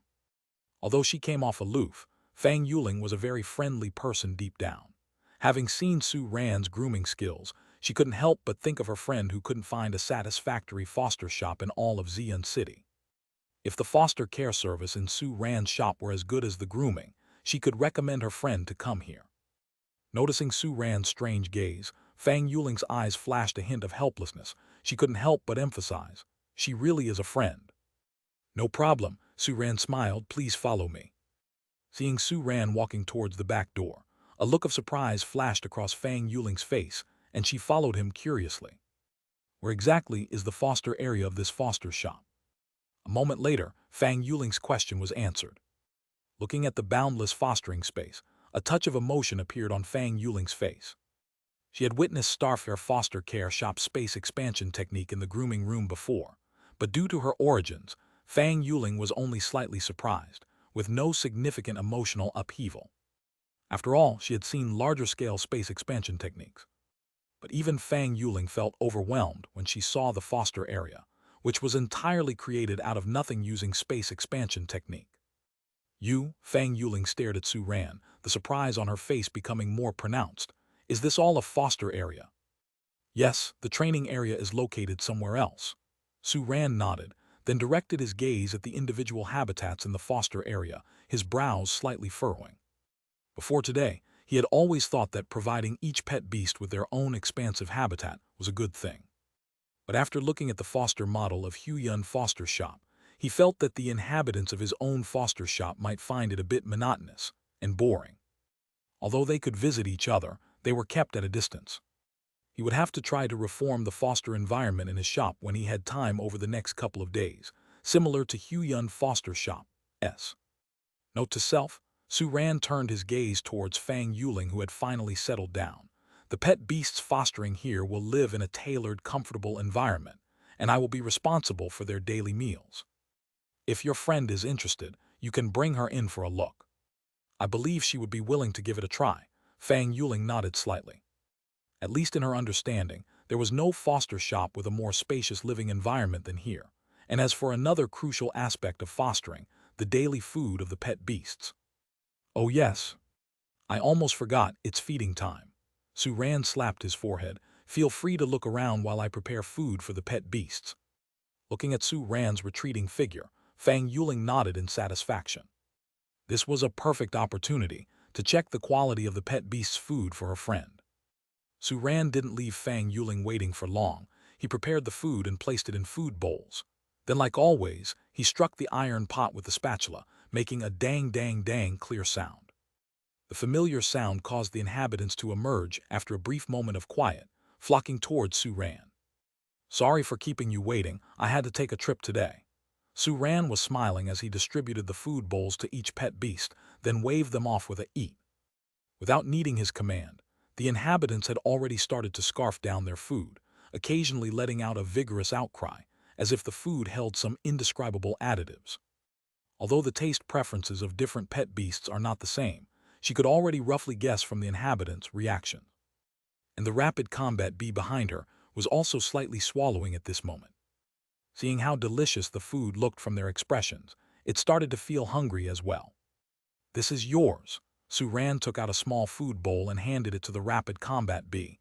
This is for you too, it can fill up your belly. Buzz Tilda. The rapid combat bee nodded towards Su Ran, gratitude and surprise in its compound eyes. The food bowl held intoxicatingly rich aromas, making it almost unable to resist digging in immediately. However, being well-mannered, it looked inquiringly at Fang Yuling. Thank you, Boss Su, give it a try. Fang Yuling slightly nodded her head. Only then did the rapid combat bee start gobbling down its food. Feeling the surprise and joy continuously transferred back from her pet beast, Fang Yuling's appraisal of the foster service in Su Ran's shop rose another notch. Moving her gaze away from the rapid combat bee, Fang Yuling continued to watch other inhabitants of the Starfair foster shop with interest. Because she did not need to foster, this was the first time she had come into contact with other beast masters, pet beasts that had been sent for fosterage. The experience of watching other pet beasts eat was quite special. Soon, her gaze fell on the combat furball.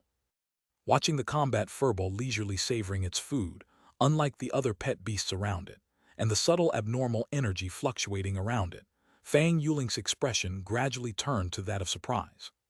Is that a sign of evolution?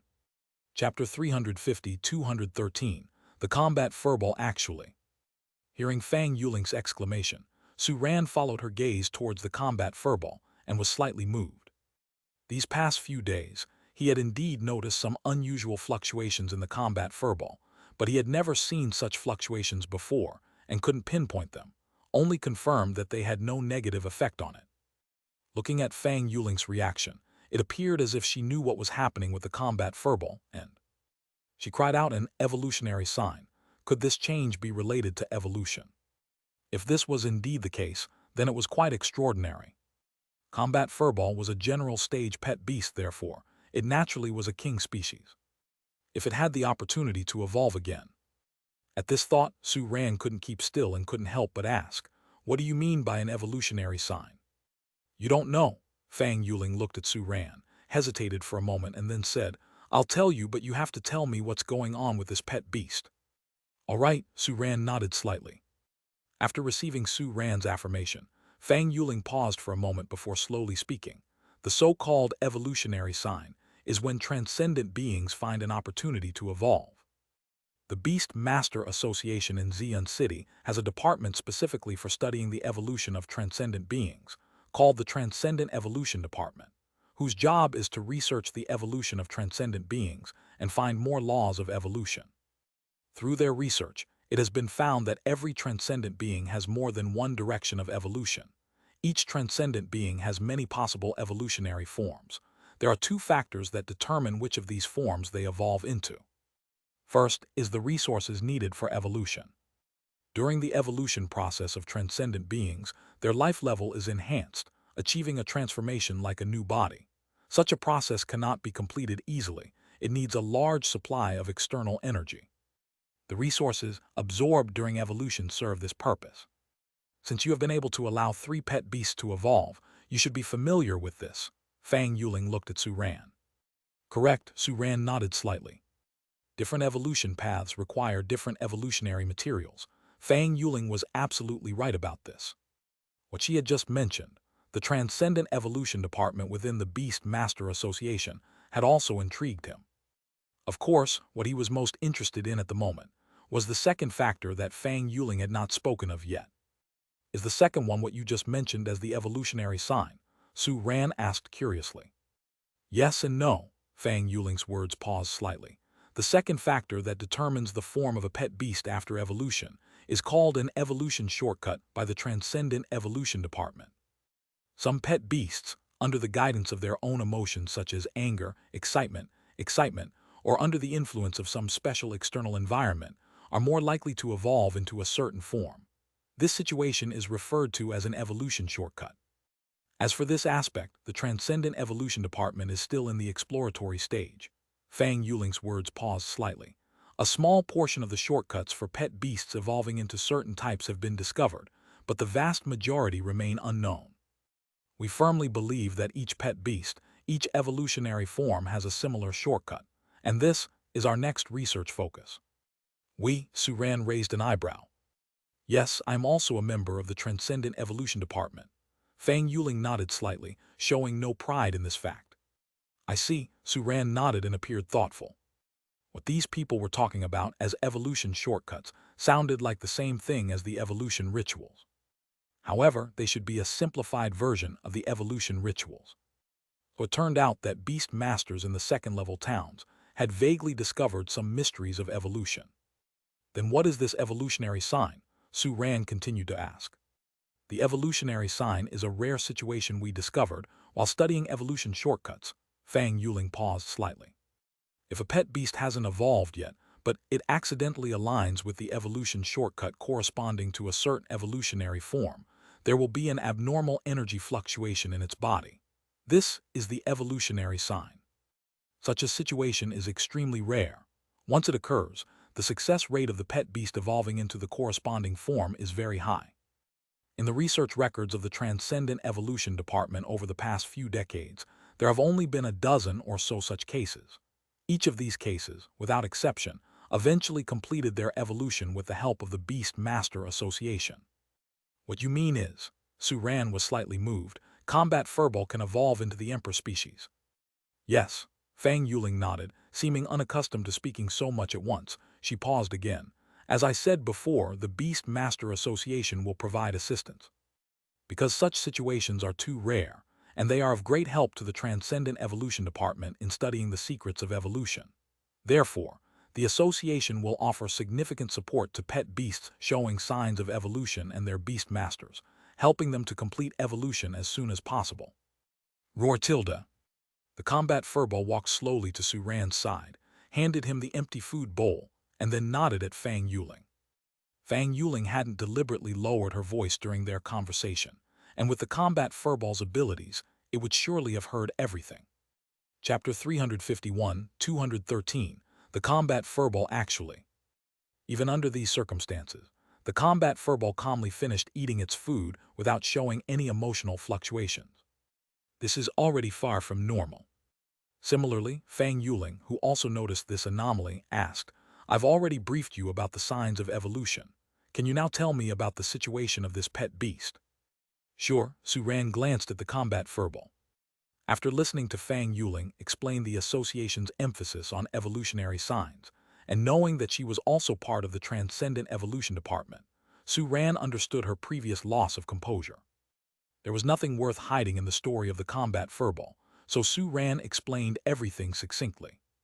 Hearing once again about the mistakes it had made in the past, the combat furball, which had shown no emotional fluctuations even when facing imminent evolution, quickly became lost and remorseful, clearly impacted greatly by the incident. So, after listening to Suran's explanation, a thoughtful expression appeared on Fang Yuling's face. Consider the before and after comparisons of the combat furball. She could roughly infer that the evolutionary shortcut of this pet beast named combat furball is related to maintaining calmness. For more specific circumstances, it might require the combat furball to go to the Transcendent Evolution Department to cooperate with their research in order to confirm. And the cooperation of the pet beast cannot do without the beast master. This matter still needs to be negotiated with the beast master of the combat furball. Of course, Fang Yuling is confident that no beast master could refuse the association's support. Didn't you say that the beast master is currently in a coma? She couldn't help but to glance at the combat furball standing next to Suran. How long until he awakens? Probably 10 days. Suran gently patted the fluffy body of the combat furball for consolation. The time left for combat furball's fosterage is also 10 days. 10 days, Fang Yuling nodded slightly, okay. By the way, I have 3 pet beasts to foster here. Fang Yuling's tone shifted, and a hexagram star array emerged behind her. 2 pet beasts, brimming with powerful aura, emerged from the energy storm and stood next to the rapid combat bee. One, approximately 7 or 8 meters in length, had 3 vicious and ferocious dog heads. Flares of flames occasionally sprouted from its dark red fur, creating a remarkably formidable appearance. Fire attribute king species, triple-headed nightmare. The other pet beast was small and only about a meter tall. Its humanoid body was surrounded by a bright and pure glow. Above its head hung a glowing spindle, similar to a light bulb, suspended in front of its body. Light attribute king species, lamplight spirit. The energy fluctuations from them came second to none compared to the rapid combat bee. They were peerless in their tears. Seeing Fang Yuling's entire pet beast collection for the first time, Suran could not help but acknowledge that her first-place ranking on the double board was well-deserved, while also curiously looking at Fang Yuling. Just a moment ago, didn't she say that she had a friend in need of a foster care service? In the end, it turns out that the friend was herself, isn't it? Don't misunderstand. Realizing Suran's thoughts from his glance, a ripple appeared in Fang Yuling's eyes. I'll bring my friend over tomorrow, As for the fosterage service for my pet beasts, that was a last-minute decision. All right, I trust you. Su Ran's expression instantly became sincere. As long as you really do bring a friend here, I believe anything you say. But a curious expression appeared on Su Ran's face. Didn't you say you didn't need a foster service? Indeed, I don't need to foster my pet beasts, but sometimes owners foster their pet beasts not because they don't have time to care for them. Fang Yuling glanced at Su Ran. I simply want them to freeload some meals here for a few days. Su Ran. Freeloading meals. He nearly thought he had heard wrong. Although since the foster feature had been activated to now, many pet beasts that had been fostered in his shop were reluctant to return to their beast masters due to the delicious food here. But a beast master voluntarily bringing her pet beasts for fosterage just to freeload meals, Fang Yuling was the first. Correct, merely to freeload the meals, Fang Yuling nodded. There was one thing she didn't tell him. The Transcendent Evolution Department had clear records of the situations of the 10-odd pet beasts that had shown evolutionary signs before and after the symptoms appeared. Evolutionary signs being so rare, and the difficulty of their occurrence is naturally high. The fastest to show signs of evolution out of these dozen or so pet beasts was a healing pet beast, who had been bullied by the other pet beasts contracted by the same beast master and had been depressed for half a year. After its evolution was completed, all its skills became extremely offensive due to its star upgrade. It went from being the scapegoat who could only provide internal healing, to suddenly becoming the team bully who plays target practice with the other pet beasts. Compared to these pet beasts, the evolution process was too easy for Combat Furball. Just a few days of fosterage at Su Ran's pet shop, and it's showing signs of evolution. This may have been due to the accident Combat Furball experienced earlier, but the food that Su Ran feeds Combat Furball every day may also have some effect. To figure this out, she planned to let her own pet beasts mooch some food. Even if there isn't any particular change, it doesn't hurt for her 3 pet beasts to try the food at the Starfair Foster shop, since they seem to enjoy it so much. Regardless, Fang Yuling didn't mind the cost of fostering at all. After all, she's a spendthrift rich lady. All right then. Realizing that Fang Yuling just wanted to mooch food by fostering her pet beasts, Su Ran accepted the business with mixed feelings. Pleasure value and physical points that were being freely given were not to be missed. The 3 pet beasts that Fang Yuling had summoned were currently gathered together, whispering amongst themselves. Through contractual sensing, they had already caught on to Fang Yuling's idea from her. Even though they were somewhat reluctant to be away from their beast master, these sensible beasts were willing to cooperate. What they're discussing right now is whether the food at this foster shop is really that good. Among the 3 beasts, the only one with any say was the rapid combat bee, who had just tasted Su Ran's cooking. Currently, it was waving its 4 arms up and down, constantly making a low, buzzing sound, doing its best to describe just how delicious the food that Su Ran makes is. The other 2 beasts who had yet to taste it showed looks of curiosity and anticipation. It sounds like staying here for a few days wouldn't be too bad. Looking at the looks in these 2 pet beasts' eyes, Su Ran shook her head helplessly, turned around and walked into the preparation room. She quickly pulled out 2 new food bowls and placed them in front of them. Your first meal during fosterage. Welcome to our shop. The 2 pet beasts swallowed their saliva, and in the next moment they started eating. With the first bite, their minds were filled with one single thought. The rapid combat bee was absolutely right. Goodbye, see you in 10 days. At the entrance of the Starfair Foster shop, Fang Yuling dropped a sentence and turned to leave. She had already paid fosterage fees for her 3 pet beasts for 10 days. According to her, after those 10 days, she will decide whether to continue mooching. Oh no, foster, based on the condition of her 3 pet beasts. And 10 days later, when Combat Furball's fosterage period ends, she will also bring the person in charge of the Transcendent Evolution Department to negotiate with Combat Furball's beast master. Farewell.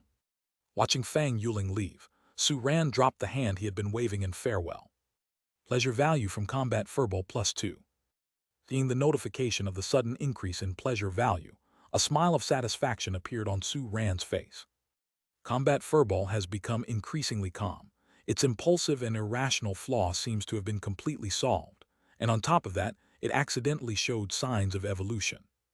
With these signs of evolution, the association will provide strong support to it and its beast master. It may even become a powerful pet beast at the Overlord stage, or even at the Emperor stage, one day. As its power strengthens, the mistake it made during that previous accident may gradually be made up by other methods, and people's impression of it will naturally change as well. But it seems like I haven't really done anything this time. Su Ran stroked his chin, other than adding some extras to its food. Chapter 2, here we go. Chapter 352, 214, Going Home, Little Furball. Main Task 3, Out with the Old and with the New. Task Description. The host is to open a branch in the second-level town and achieve a local fame of 70%, 40-70. Task Reward.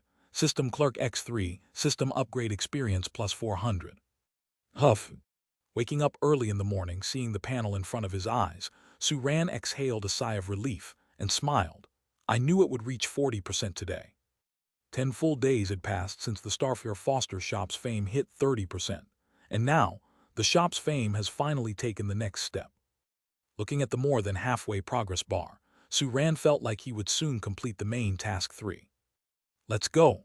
Stretching, Su Ran looked at the 3 little ones nearby. It's time to prepare the first meal of today for our residents. 10 days had passed, and with the steady rise of the Starfare Foster shop's fame, its reputation had also significantly increased, and it was no longer a shop with a name but no substance. When people mentioned this shop, many expressed that it's expensive but it's worth the cost. Apart from this, another impression was, the boss of this shop is quite skilled, but he's a rather dishonest businessman. Su Ran felt quite helpless about this. How can he shake off this label of being a dishonest businessman? This is absolute slander. Thanks to the increase in reputation, the Foster shop's business was thriving, and more beast masters started placing their pet beasts here for foster care. The number of residents in the Foster area soared from the initial single digits to the present 2 digits, exceeding 30 in total. Ding ding ding. Time to eat. As the sound of the spatula hitting the iron pot echoed through the Foster area, the residents who were accustomed to this sound quickly gathered and surrounded Su Ran, waiting quietly for him to distribute the food. After receiving their meals, the foster care residents dispersed according to their relationships, forming groups of 3 to 5 to taste the day's first delicious meal. Not even Xian, Star, and Can were exceptions. Not far from the 3 little ones sat 3 formidable leadership stage pet beasts. They were eating heartily while having a low conversation, occasionally glancing at the 3 little ones. These were Fang Yuling's 3 pet beasts. On the day they were placed here by Fang Yuling, the 3 little ones discovered them. Over the past 10 days, there had been quite a few open and hidden confrontations between the 2 sides, and they had come to know each other very well. Combat Furball, this is yours. Su Ran handed the last serving of food to Combat Furball, who was quietly waiting, not making a fuss. You're leaving today. Roar. Combat Furball took the food bowl, with a few complex emotions in his eyes. There was anticipation, trepidation, and a hint of reluctance to leave this place. In the end, Combat Furball suppressed these emotions, nudged his body towards Su Ran as usual, moved to a nearby corner and started eating alone. Withdrawing his gaze from Combat Furball, Su Ran picked up a bowl of steaming dumplings and started gobbling them down while his eyes reflecting his thoughts. Last night, the young man who had brought Combat Furball for fosterage, Zhou Qi, Zhou Tianwu's son, had paid a visit. He had informed Su Ran that his father Zhou Tianwu had regained consciousness and wished Su Ran not to tell Combat Furball yet. This indicated that Combat Furball's return home might encounter a few twists and turns. Let's hope everything goes well. After all, Su Ran glanced at Combat Furball. He was well aware of the changes in Combat Furball over these days. After breakfast and cleaning up the residents' food bowls, Su Ran returned to the first floor. Knowing that today was the day that Combat Furball was due to leave, unlike their usual routine of training after breakfast, the 3 little ones followed Su Ran to the shop on the first floor. The moment the shop door opened, standing outside was Zhou Qi. And behind Zhou Qi stood a middle-aged man who shared some facial similarities with him. The middle-aged man had a firm face, and his bare skin bore many ferocious scars. He only had one leg, the other amputated from the middle of his thigh. He held a crutch with his muscular hand and maintained his balance. His face didn't have much color, and his appearance as someone who had just recovered from serious illness quickly made Su Ran recognize his identity. This was Combat Furbol's beast master, Zhou Tianwu. Welcome, Su Ran nodded at the father and son. Are you here to pick up Combat Furball? This, Zhou Qi had a troubled look on his face and hesitated to speak.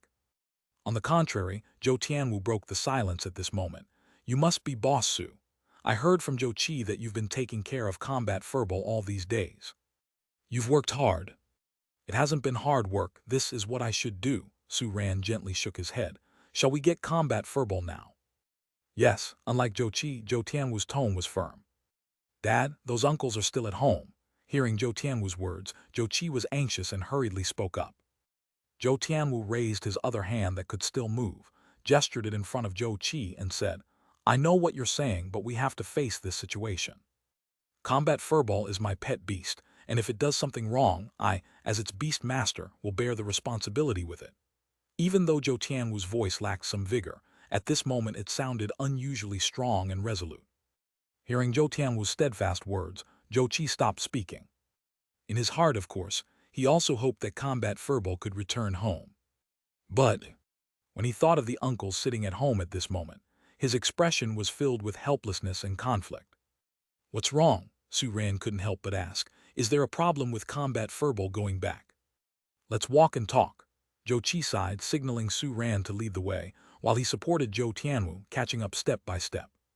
As the three arrived at the foster area on the basement floor, Zhou Qi told Su Ran the whole situation. It turned out that during this time, other beastmasters of the hunting squad, where Zhou Tianwu belonged, had for unknown reasons blamed all the problems of the accident on Combat Furball, claiming that the losses and casualties they suffered were caused by Combat Furball's impulsivity. Admittedly, Combat Furball's flaw bore some responsibility in the accident, but it was not all. This kind of post-event blame on Combat Furball was unfair. In the past, Zhou Qi had been arguing for Combat Furball, but in the eyes of other beastmasters of the hunting squad, he was just a kid who knew nothing. His persistence didn't mean anything. Just last night, Zhou Tianwu, who had been unconscious for half a month, finally woke up. Before Zhou Qi could even enjoy his happiness for long, the beastmasters of the hunting squad came to their door first thing this morning. They were looking for trouble with Combat Furball.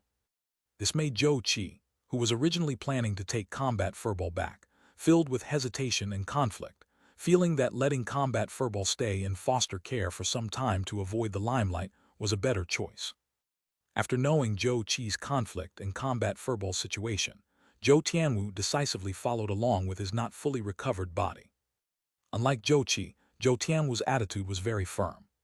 Combat Furball was his pet beast, and if it made a mistake, he would bear it with it together. Knowing the ins and outs of the matter, Su Ran breathed a sigh of relief.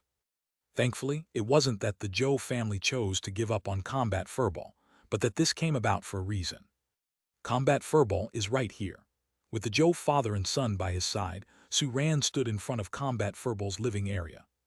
Little Furball is living well, thank you for your care, Boss Su.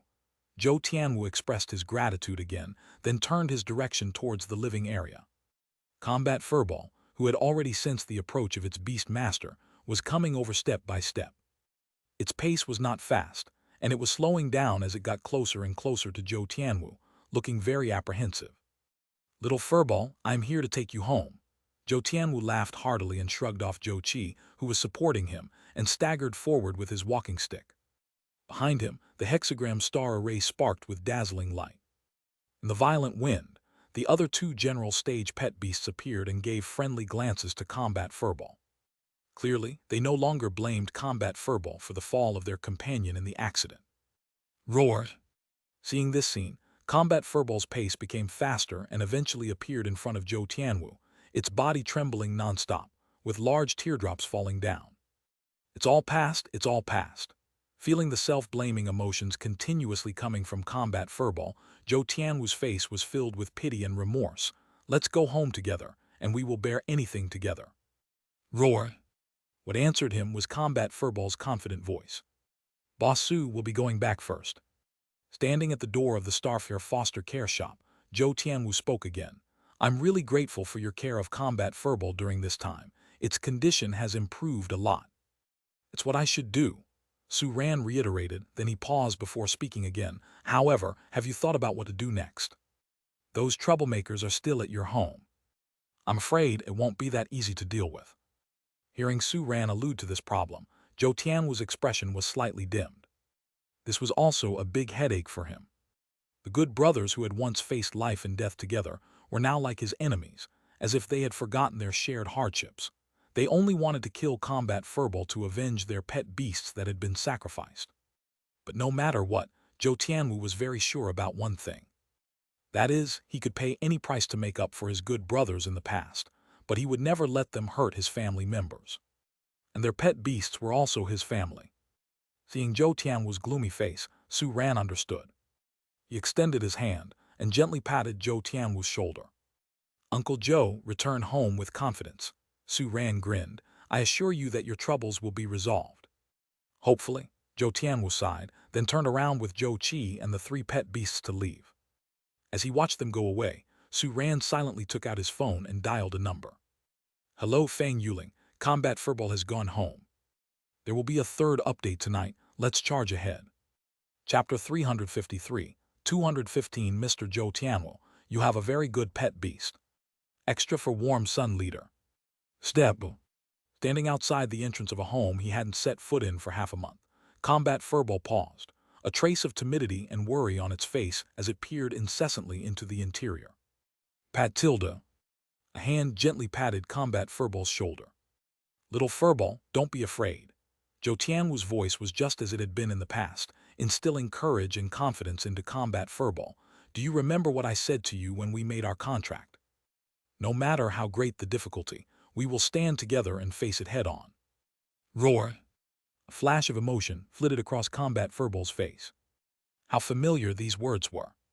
When it was still a weak fiery bun, Zhou Tianwu had said these words upon their first encounter, words it had never forgotten. Many years later, after so much time battling alongside each other, Zhou Tianwu remained the same. At this moment, its heart surged with a powerful courage. Seeing Combat Furball's mood return to normal, Zhou Tianwu gently nodded. Then, taking a deep breath, he limped forward and slowly yet firmly pushed open the door with a hand he could still use. Inside the Zhou family's living room, a little messy, sat 4 figures whose presence was in no way overshadowed by Zhou Tianwu's. At the sound of the door, their eyes uniformly shifted towards Zhou Tianwu. There was hesitation in their gazes, anger, hidden greed, and when their sights moved from Zhou Tianwu to Combat Furball behind him, their expressions turned into complete hatred. It was this creature's loss of control amidst the peril that had caused such a huge loss for all of them. Tianwu were here today to demand an explanation. Among the group, a relatively calm man slowly spoke. What sort of explanation do you plan to give for Combat Furball's incident? Zhou Tianwu deeply eyed the man who had spoken. It was the captain of his Sky Dragon hunting team, Su Long. He had always been attentive to his team members, and he hadn't expected him to join the chorus against him today. Zhou Tianwu's already downcast mood sank even further. Perhaps it was time to withdraw. I'm Combat Furball's Beast Master, its mistake is my mistake. Zhou Tianwu's voice, filled with a hint of exhaustion and hoarseness, responded, Captain, I, Zhou Tianwu, will proactively exit the Sky Dragon hunting team. That's all. Before Su Long could respond, a bitter-faced man nearby scoffed coldly. Zhou Tianwu, after a mistake on this scale, even if you wanted to stay in the Sky Dragon hunting team, it wouldn't be possible. That hardly counts as an explanation. Zhou Tianwu fell silent and looked towards the man with the bitter face. Among the team, his relationship with this man was relatively distant. Yet that was only relative. Before this accident happened, the two of them had shared happy moments, drinking and joking together. Now, however, the man showed him no sympathy at all. While Combat Furball was certainly at fault, did it justify this? With a sigh in his heart, Zhou Tianwu slowly asked, What sort of explanation do you want? I lost 2 pet beasts in that accident. The bitter-faced man huffed, and all of it was because of your Combat Furball's loss of control. I can compensate. Zhou Tianwu began to speak, but was interrupted by the bitter-faced man. You think I need your money? The bitter-faced man stood up and stepped towards Zhou Tianwu, his eyes meeting Zhou Tianwu's. The room fell silent. The 3 pet beasts behind Zhou Tianwu showed vigilant looks, and the hexagram star array behind the bitter-faced man shone brightly. 2 equally powerful auras seemed ready to be unleashed at any moment. Liu, calm down, Su Long warned. Sit down, we can talk things through. HMPH, Liu snorted dismissively, seating himself back down on the sofa. An eye for an eye. Combat furball killed my 2 pet beasts, its life in return. The rest, considering our past camaraderie, you can compensate a king species price. Huh? Hearing Liu's excessive demands, Zhou Tianwu laughed bitterly in anger. Considering our past camaraderie, should I thank you then? Was it Combat Furball who brought the beast tide that day? Zhou Tianwu glared at Liu. Mistakes were made in exterminating the nest. A few escapees set off the beast tide. Was that Combat Furball's fault too? Adding insult to injury, looting a burning house. So this is what my dear brothers have become. Zhou Tianwu chuckled bitterly, turning towards the remaining 2 men. Do the 2 of you also want Combat Furball's life? Combat Furball has only 1 life. It's not enough for all of you. The remaining 2 exchanged glances, and soon the one who had originally shown hesitation slowly stood. Brother Wu, you just compensate me a king species price, and I'll call it even. Zhou Tianwu's face gained a trace of relief. Yet, at that moment, the last person's words made his expression become grave again. I'll leave as soon as you compensate me for my fallen pet beast. The man took out a long list from his pocket and handed it to Zhou Tianwu. Just one glance was enough for Zhou Tianwu to fly into a rage. The compensation the man demanded was enough to raise 2 king species pet beasts and even included things like emotional distress damages. Chapter 354, 215 Mr. Zhou Tianwu, you have a very good pet beast. Another one taking advantage of the crisis to rob him blind. Rip. After snatching the list and tearing it to shreds on the ground, Zhou Tianwu's face turned utterly gloomy. Behind him, Zhou Qi quietly picked up a corner of the torn list, just in time to see the total compensation amount. His face also hardened with anger. These were the uncles he had always thought of as relatives and elders. At this point, looking at these few people, he had a feeling of seeing greedy wolves. Fine, fine. Zhou Tianwu's voice was trembling slightly due to excessive anger. Since this is the case, Tug, tug, tug. The somewhat urgent knocking sound cut off Zhou Tianwu's words. Upon hearing the knock, the expressions on the faces of the 4 uninvited guests and the father and son of the Zhou family all changed. The faces of the 4 uninvited visitors showed a trace of surprise and disbelief, while Zhou family father and son looked lost and incredulous. The Sky Dragon hunting team had a total of 6 members. Other than the 5 people currently in the Zhou's living room, there was one more. He was the last beast master to join the team, the junior Zhou Tianwu considered, who was rescued from danger outside the city several times, and who thus owed his life to him. At this time, the only one who would come home would probably be him. Could it be that at this time, he was also looking to take advantage of the crisis? Zhou Tianwu looked up at the sky in speechless despair, then spoke in a low voice. Qi, open the door. All right. Zhou Qi wiped his moist eye sockets and gritted his teeth. He opened the door, but his face looked slightly stunned the next moment. Because standing outside was an exceptionally beautiful woman he did not recognize, not the person he had expected. Is Mr. Zhou Tianwu's residence. The woman had an aloof and distant disposition that seemed to keep people thousands of miles away. Even her voice was like that. The moment she spoke, she turned her gaze towards Combat Furball. After confirming her guess, she simply stepped in. Who are you? Zhou Qi raised his hand and blocked her path, then asked, why are you visiting my house?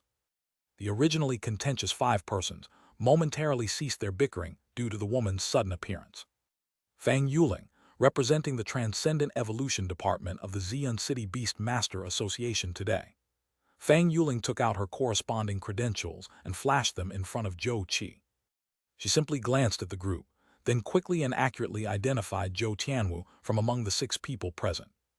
Mr. Zhou Tianwu, due to the evolution signs that Combat Furball has displayed, and its high potential to evolve into an emperor species, the association will tilt resources and provide training to both you and Combat Furball.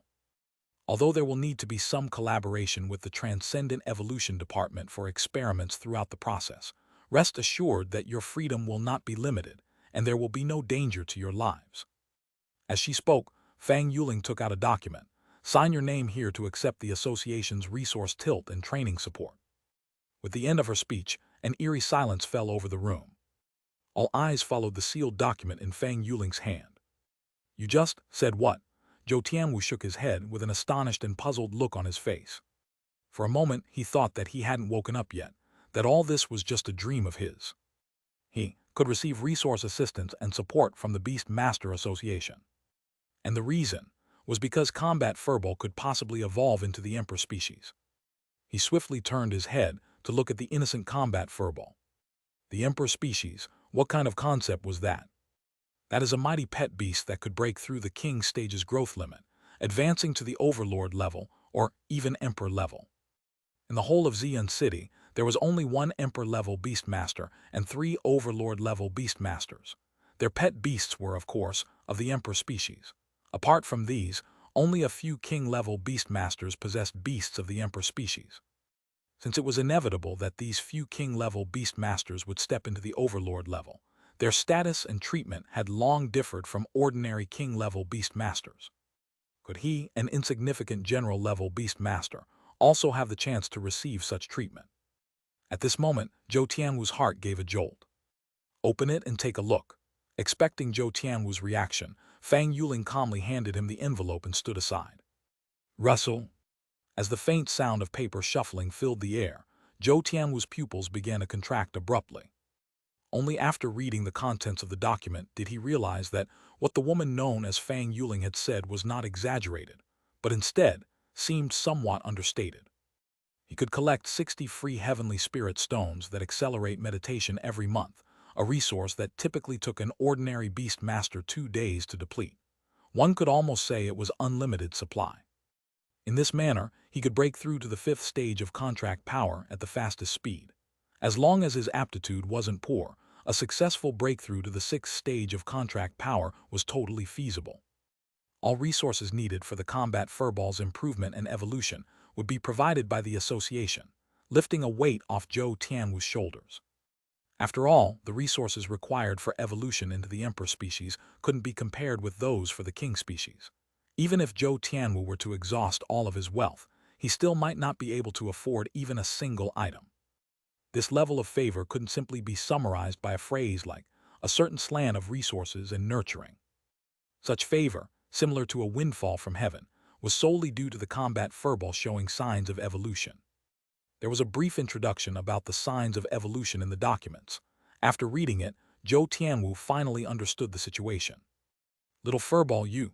Zhou Tianwu gently patted the fluffy body of the combat furball, his face filled with emotion. Well done. I'll sign this document. Once he confirmed the document was correct, Zhou Tianwu found a pen, wrote down his name, and returned the document to Fang Yuling. Thank you for the association's cultivation. Fang Yuling nodded slightly. After a moment of silence, she slowly spoke. Mr. Zhou Tianwu, you have a very good pet beast. During its fostering period, it continued to overcome its defects, forcing itself to maintain a calm state. That is the reason it showed signs of evolution. Treat it well. Leaving the sentence behind, Fang Yuling turned and left. The Zhou family's living room was back to silence. With what Fang Yuling had said before leaving echoing in his mind, Zhou Tianwu continued to stroke the combat furball, his face filled with satisfaction. Dad, Zhou Qi pulled on Zhou Tianwu's sleeve, pointing at the 4 mannequin-like figures on the sofa. What about them? Zhou Tianwu came back to his senses abruptly. Only then did he remember he still had a big problem to handle. His gaze temporarily left the combat furball, turning to the 4 former teammates who had been willing to abandon him in his time of need. The confrontation continued, but the atmosphere in the room was starting to become strange. They had heard every word that Fang Yuling had said just now. A teammate who they had shared triumphs and hardships with was on the verge of becoming a big figure in Xian City, while they had come to twist the knife. There's no need for compensation. I'm also at fault in this accident. Liu was the first to stand up and hurriedly headed for the exit. Right, since the compensation list was torn, let's consider it as your compensations. Let's call it quits on this matter. The man who had brought out a long list also got up to leave. As for the hesitant man and Su Long, the captain of the Sky Dragon hunting team, they stood up and looked at Zhou Tianwu with a complex expression. They didn't say anything, but they also turned to leave. Hold on. After a short silence, Zhou Tianwu suddenly raised his voice. The 4 men who had already left the Zhou residence turned back to look at him. I said that I would bear the mistakes made by the combat furball. Zhou Tianwu paused slightly. You have shown no mercy. I cannot be unjust. For each fallen pet beast, I will cover 50% of the compensation.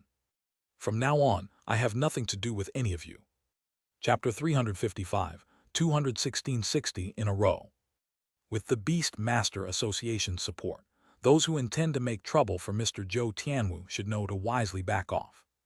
In the Starfare foster care shop, Su Ran returned to the counter after taking care of a new customer, resting his chin on his hand and murmuring to himself. When he had called Fang Yuling, he deliberately mentioned the trouble Zhou Tianwu was currently experiencing.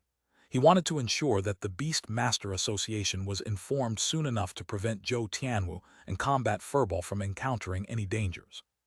Considering Fang Yuling's strong initiative, she must have already dispatched someone to handle the issue, or she might even have gone there in person.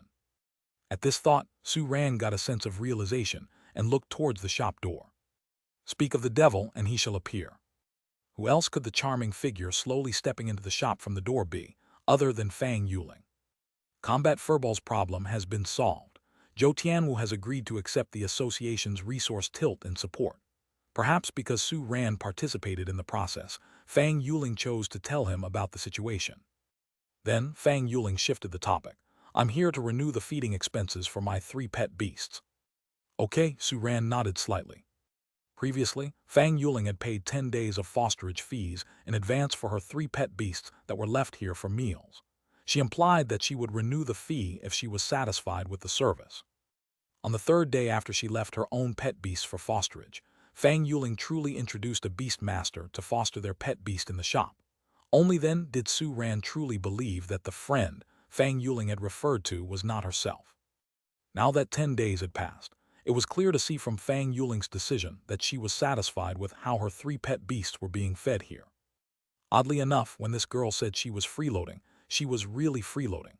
She would usually summon her pet beasts back for various trainings and sent them back just in time for meals without fail. This time, Fang Yuling paid a month's fosterage fees all at once. Then she opened her mouth and said, "Bring up 3-headed nightmare and luminary spirit. They both need to be cleaned and cared for." Then Fang Yuling's tone became a bit more stern. "Pay it from Mu Yunqiao's account." Okay, Su Ran was shocked. This woman clearly was not short of money. Her stubbornness in certain areas was unexpectedly pronounced. Soon, 2 pet beasts arrived at the shop area from the basement floor, excitedly. After nuzzling with Fang Yuling, they obediently followed Su Ran into the grooming room. Before long, strange noises could be heard from the grooming room again. After accompanying the 2 pet beasts for their grooming, Fang Yuling once again left. Meanwhile, the business at the Starfare foster care shop continued to thrive.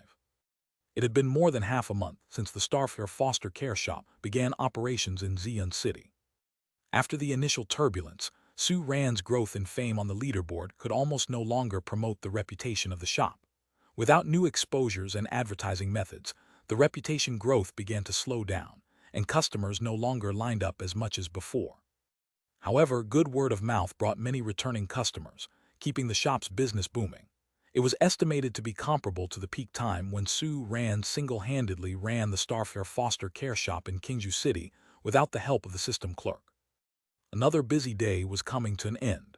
Su Ran, who had managed to snatch a few minutes of free time, was resting his head on his hand while looking out the shop door with an expectant expression. The last time he left, Qin Kan had mentioned that he would come for a second grooming today. If he hadn't forgotten, he should be arriving soon, right? In Su Ran's eager gaze, familiar figures appeared at the shop door. Moreover, there were 2 of them. In addition to Qin Kan, his sister Qin Yue also arrived. This made Su Ran even more pleasantly surprised. In the past 2 weeks, he had accumulated enough pleasure value for 610 consecutive drawing sessions. About half of it was accumulated from the Xi'an City branch over the past 2 weeks, while the other half was gained from the Qingzhou City branch. The share of the earnings from the 3 system clerks was not a small sum either. Today, perhaps he could try his luck with 2 lucky fish at the same time. "Boss Su, haven't seen you for half a month. I've been hearing your news every day." Qin Kan grinned, still carefree kind of personality, but his eyes as they looked at Su Ran had slightly changed from before. These days, he could hear news about Su Ran almost every day. Unbeknownst to him, the Beast Master, who he thought he could quickly catch up to and was even several years younger than him, had already reached a level that was beyond his reach. Fang Yuling, the recognized little princess of Xi'an City and the first among the young generation. Her talent was comparable to her father, Chairman Fang. She also had considerable research in the field of evolution, something that even Chairman Fang did not have. At this moment, Su Ran's rank on the Beastmaster double board was only second to Fang Yuling, and the gap between the two was shrinking each day. It was simply unimaginable. It's just a false reputation. Su Ran humbly shook his head. A false reputation. Both Qin Kan and Qin Yue's mouths twitched at the same time. Looking at Su Ran's calm manner of speaking, they suddenly felt an urge to beat him up. Are both of you here for washing and care services? I'm here to get my earth-roaring rhino groomed. As Qin Kan's words fell, the hexagram star array behind him lit up. Amidst the howling wind, a huge and burly rhinoceros stepped out, one step at a time. Among his 3 pet beasts, only the earth-roaring rhino, an earth attribute pet beast, had a high washing and protection requirement and needed frequent care, once every half a month. The other pet beasts required far less care. Give my dark soul mother a round of washing and care. Qin Yue opened her mouth slowly. At the same time, a pet beast that looked like a jellyfish and was pitch black, with a semi-transparent texture and suspended in midair, emerged from the hexagram star array behind her. Dark attribute king species, dark soul mother. Thump thump tilde the next second after summoning their pet beasts, Qin Yue patted Qin Ken's shoulder and said in an incredibly natural tone, add it to his account. Ah, this. Looking at Qin Ken's miserable face, Su Ran chuckled. I only have 3 free washings left, don't I? Qin Ken asked with a sorrowful look on his face. Yes, Su Ran nodded. He had previously promised Qin Ken 9 free cleaning trials. The last time Qin Yue came, 4 pet beasts consumed 4 of those trials, and this time each sibling cleaned 1 each, leaving 3 trials left. All right, Qin Ken gave a light sigh, sneaking a glance at Qin Yue. Older sister will be leaving town again in 10 days, and he has to finish all the free trials before she returns. In 15 days, the earth-roaring rhino will need a clean. The other 2 pet beasts are also due for their cleanings. That's perfect, he can use up all the free trials. He absolutely can't let his older sister pick up on this. No one should take advantage of him, Qin the great trickster. I'll go clean your pet beasts first. Looking at the 2 pet beasts, one big and one small, Su Ran took a deep breath and said, follow me. Woo! The earth-roaring rhino made a loud roar and tried to follow, but was easily pressed down by a semi-transparent and soft black ribbon. The formidable pressure from a general stage to a leader stage allowed the dark soul mother to cut in line easily. Lightly following behind Su Ran into the grooming room. Su Ran noticed this and couldn't help but chuckle. It's clear that, whether it's a pet beast or the beast master, Qin Yue is highly repressive of Qin Kan. Soon Su Ran, who had completed the pre-cleaning preparations, approached the dark soul mother. As an elemental pet beast, although the dark soul mother has a jellyfish-like appearance, it doesn't possess a flesh body. Around its oval-shaped head, black fog rolled around, and from its head hung over a dozen long ribbons as light as nothing. If you lightly touch them, you will discover that these black ribbons are strangely smooth, like delicate silk. When it came last time, Su Ran has cleaned the Dark Soul Mother thoroughly, but this time, the Dark Soul Mother still had a 3-star cleaning demand. Race name, Dark Soul Mother. Attribute, Dark Attribute. Growth stage, General Stage. Body type, large size. Maintenance need. Rating, beneath the sleek black ribbons hides the unknown secret of the Dark Soul Mother. May the host explore and dare to fathom with delicate hands. Unknown secrets. Su Ran's lips twitched slightly. Having cleaned it once, he was fully aware of the Dark Soul Mother's secret. The Dark Soul Mother species, as a dark attribute elemental pet beast, has a lower tolerance for light than other dark attribute beasts. To survive in a light-filled environment, the Dark Soul Mother would tirelessly produce special dark element soul crystals from its body to cancel out this light. And so the mother part of its name was born. After these dark element soul crystals cancel out the light, they leave some hard-to-remove impurities inside the Dark Soul Mother. In the natural environment, the Dark Soul Mother would regularly gather the impurities into a single one of its ribbons, then sever that ribbon, thereby eliminating the impurities as well. However, severing a ribbon weakens the Dark Soul Mother's power, causing it to enter a weakness period lasting about a week. But for those Dark Soul Mothers existing as pet beasts within human society, there's a better choice, accepting a thorough cleaning, which can remove the impurities. Don't worry, I'll clean you up, Su-ran said softly, promptly starting to work. Not long after, the Dark Soul Mother made strange and peculiar sounds in the grooming room. The earth-roaring rhino is clean. Walking out of the grooming room with a fully refreshed earth-roaring rhino, Su-ran had a mysterious smile on his face. The two of you are our shop's 199th and 200th walk-in cleaning customers. If you don't mind, I hope I can take a commemorative picture with you. Of course, the sequence was made up. Su-ran only wanted an excuse to borrow some luck from both lucky fishes at the same time. No problem, responded Qin immediately, her mood significantly lifted by the excellent cleaning effect on the Dark Soul Mother. Qin rubbed his chin, asking, Boss Su, will this photo be displayed in your shop? If yes, then I should get some portrait fees, right? You're indeed you, Qin. Su-ran's eyes lit up, quickly responding, in that case, I'll offer each of your pet beasts in addition 3 cleaning instances. Deal, Qin chuckled smugly, shooting a triumphant look at Qin Yue. Satisfied smile spread across Su-ran's face as well. He had been worried about not having an excuse to get these 2 lucky fishes to come back more often. This is what they mean about what you lack always comes at the right time. 1, 2, 3 eggplant. Working late tonight, this might be it, damn it. Chapter 356, 217, the first red item. See you next time, Boss Su. Standing in front of the Starfair foster care shop, Qin smile was particularly brilliant. He had once again received free washing and protection services from Su-ran. Even better, this time his older sister wouldn't snatch his services. That's because his sister now had her own. And all of this was achieved through his own wit. Goodbye, waving vigorously at the siblings, Su-ran's face was also filled with a smile. The combined luck of the 2 lucky fish, along with the method of drawing 60 times simultaneously, had finally allowed him to get the sought-after items he couldn't get before. Although Su-ran hasn't checked what they are. But they were red. Red. The item, even more treasured than the purple ones, was finally in his grasp. Once the figures of the Qin siblings disappeared from his view, Su-ran immediately closed the door, took a deep breath and opened the rewards he had just drawn. With the lottery interface reopening, 60 glowing rays that were so bright they dazzled fluttered in front of Su-ran, most of which were azure, like an azure ocean. Above the ocean, 7 purple stars shimmered, signifying purple items. Above those, a glow more dazzling than any star came from the only red item among the 60 rewards. As Su-ran's gaze settled on the red light, he finally saw the complete form of the red item. Upon seeing it, a puzzled expression gradually appeared on Su-ran's face. Because this red item looked very familiar to him. It was a card with mysterious patterns and the word acceleration on it. The reason it felt familiar was that he had received similar rewards before. Meditation Acceleration Card. However, compared to the purple Meditation Acceleration Card, the current one seemed more luxurious and mysterious, giving a feeling of a high-end version. This prompted Su-ran to reach out and touch it. Advanced Meditation Acceleration Card. The Advanced Meditation Acceleration Card is a special item produced by the system. After use, the host's meditation speed will greatly increase for 1 month.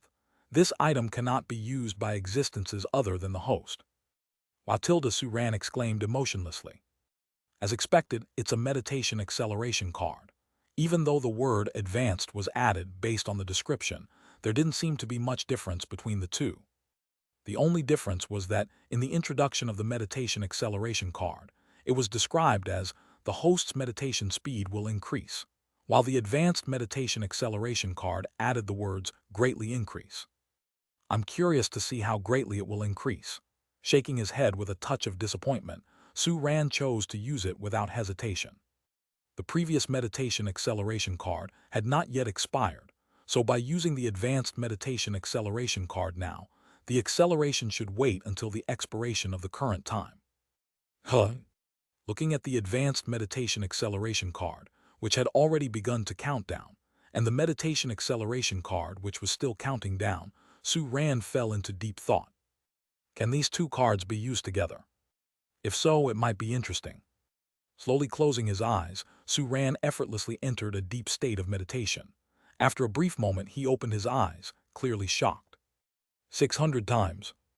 After stacking 1 meditation acceleration card and 1 advanced meditation acceleration card, His meditation speed reached 600 times that of not using the meditation acceleration card. Previously, when only the meditation acceleration card was used, the acceleration effect was 100 times. If the effects of the two cards simply add together, then the acceleration effect of the advanced meditation acceleration card alone would be 500 times. Sheesh. Su-Ran couldn't help but take a deep breath, and there was no longer any disappointment on his face from initially getting an advanced meditation acceleration card as his first red item. A 500 times increase and the ability to stack effects. Could he potentially break through to the fourth stage of contract power within a month? With excitement filling his heart again, Su-Ran began to check the other rewards. Among the 7 purple items, 2 were talent skill fusion stones, and like before, they were of no use at the moment. Among the remaining 5, 4 were 3-star skill scrolls. The last one was a king species evolution path, which he had not seen for a long time. With all 3 little ones having received their evolution paths and successfully evolved into king species, the only one that could use this item seemed to be the 4th beast he would contract in the future. At this thought, Su-Ran suddenly remembered a little guy he had once thought of contracting. Since the system's transmission function can only transport Su-Ran himself, and even the pet beasts need to be transported by summoning them after transmission, Su-Ran had not seen the Velvet Sparrow left in Kingju City since he came to Xian City. I wonder how that little guy is doing now. Chirp Chu. Inside the foster area on the underground level of the Starfare foster care shop in Kingju City, the Velvet Sparrow suddenly sneezed, then rubbed its beak with its wings, looking around suspiciously before focusing its gaze in a certain direction. Transcendent beings with super ability attribute not only possess more intelligence than other transcendent beings of the same stage, they also have a stronger intuition. It could sense that someone or something in that certain direction was thinking about it, causing it to sneeze out of the blue. Was it its dad? No, the core area of Beast Field number 97, where Dad lives, was not in that direction. Chapter 357, 217, the first red item. Could it be? Thinking of a possibility, the Velvet Sparrow paused its beak-scratching motion. A glint of gleefulness flashed in its eyes. Just silently leaving a beast here, and now you remember me. Humph, it's too late. Thud thud thud tilde. A dull knocking sound echoed throughout the foster area. The Velvet Sparrow shook its head, suppressing the thoughts that had just surfaced.